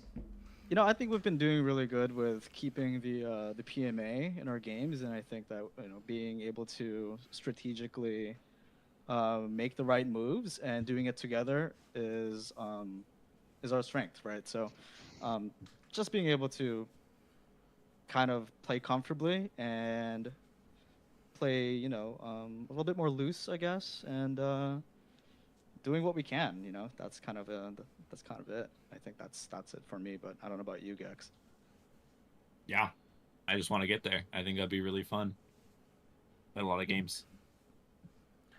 Nice. Well, yeah. So, any other comments? Any favorite memories from the series? Any plays that you guys feel particularly strong about, or anything else you guys want to say? Oh, I guess one comment. We vipered them game 2 and we got vipered back game 3, and I was like, oh, okay, well, what are we gonna do about this? Yeah. And I thought that was really We funny. we did realize Viper is our most banned hero ever, and it's not even necessarily the strongest hero. It's just a hero that we absolutely do not enjoy. It's just either when we have it or when they have it. Yeah. Yeah, we made a joke in the cast that whoever wins mid is gonna lose the game apparently between game 1 and game 2. So game 3, you guys did. I mean, you picked a solid answer. Like, you outrange the Viper, so you're not really at risk of getting poisoned attacked down very much. So No, no, not at all. I mean, like I have burst, I have AOE burst for the lane. I mean, it's not as long as I get the farm, I should be able to mitigate any kind of counter from Viper. yeah. All right. Well, wishing you guys luck in your next series. Yeah. Any last comments from my co-casters? Anything you want to call out? Any MVP moments? I will say, you guys, last year, you guys also eliminated Looming Fruit in a 2-1 series. Which is Ooh. pretty, Oh, would you look at that? you guys got a little rivalry going together. Next year, if you guys play again, you got to watch out. They might come back. The vengeance. I know, right? Yeah. Yeah. All right. Well. Yeah, we're looking forward to playing, a little bit more WLDL throughout the years. Hopefully, we can still be in full force. But it's been very enjoyable so far. So it's the community that makes it, and I'm really glad to be a part of it. It's been a good Absolutely. Yeah. All right. Well, wishing you guys luck. Thanks so much for the games, and yeah, take a look at the cast whenever you guys want. So thanks for your time. Absolutely. Thanks for casting, guys. Really appreciate it. Absolutely. All right. See you guys. See you guys.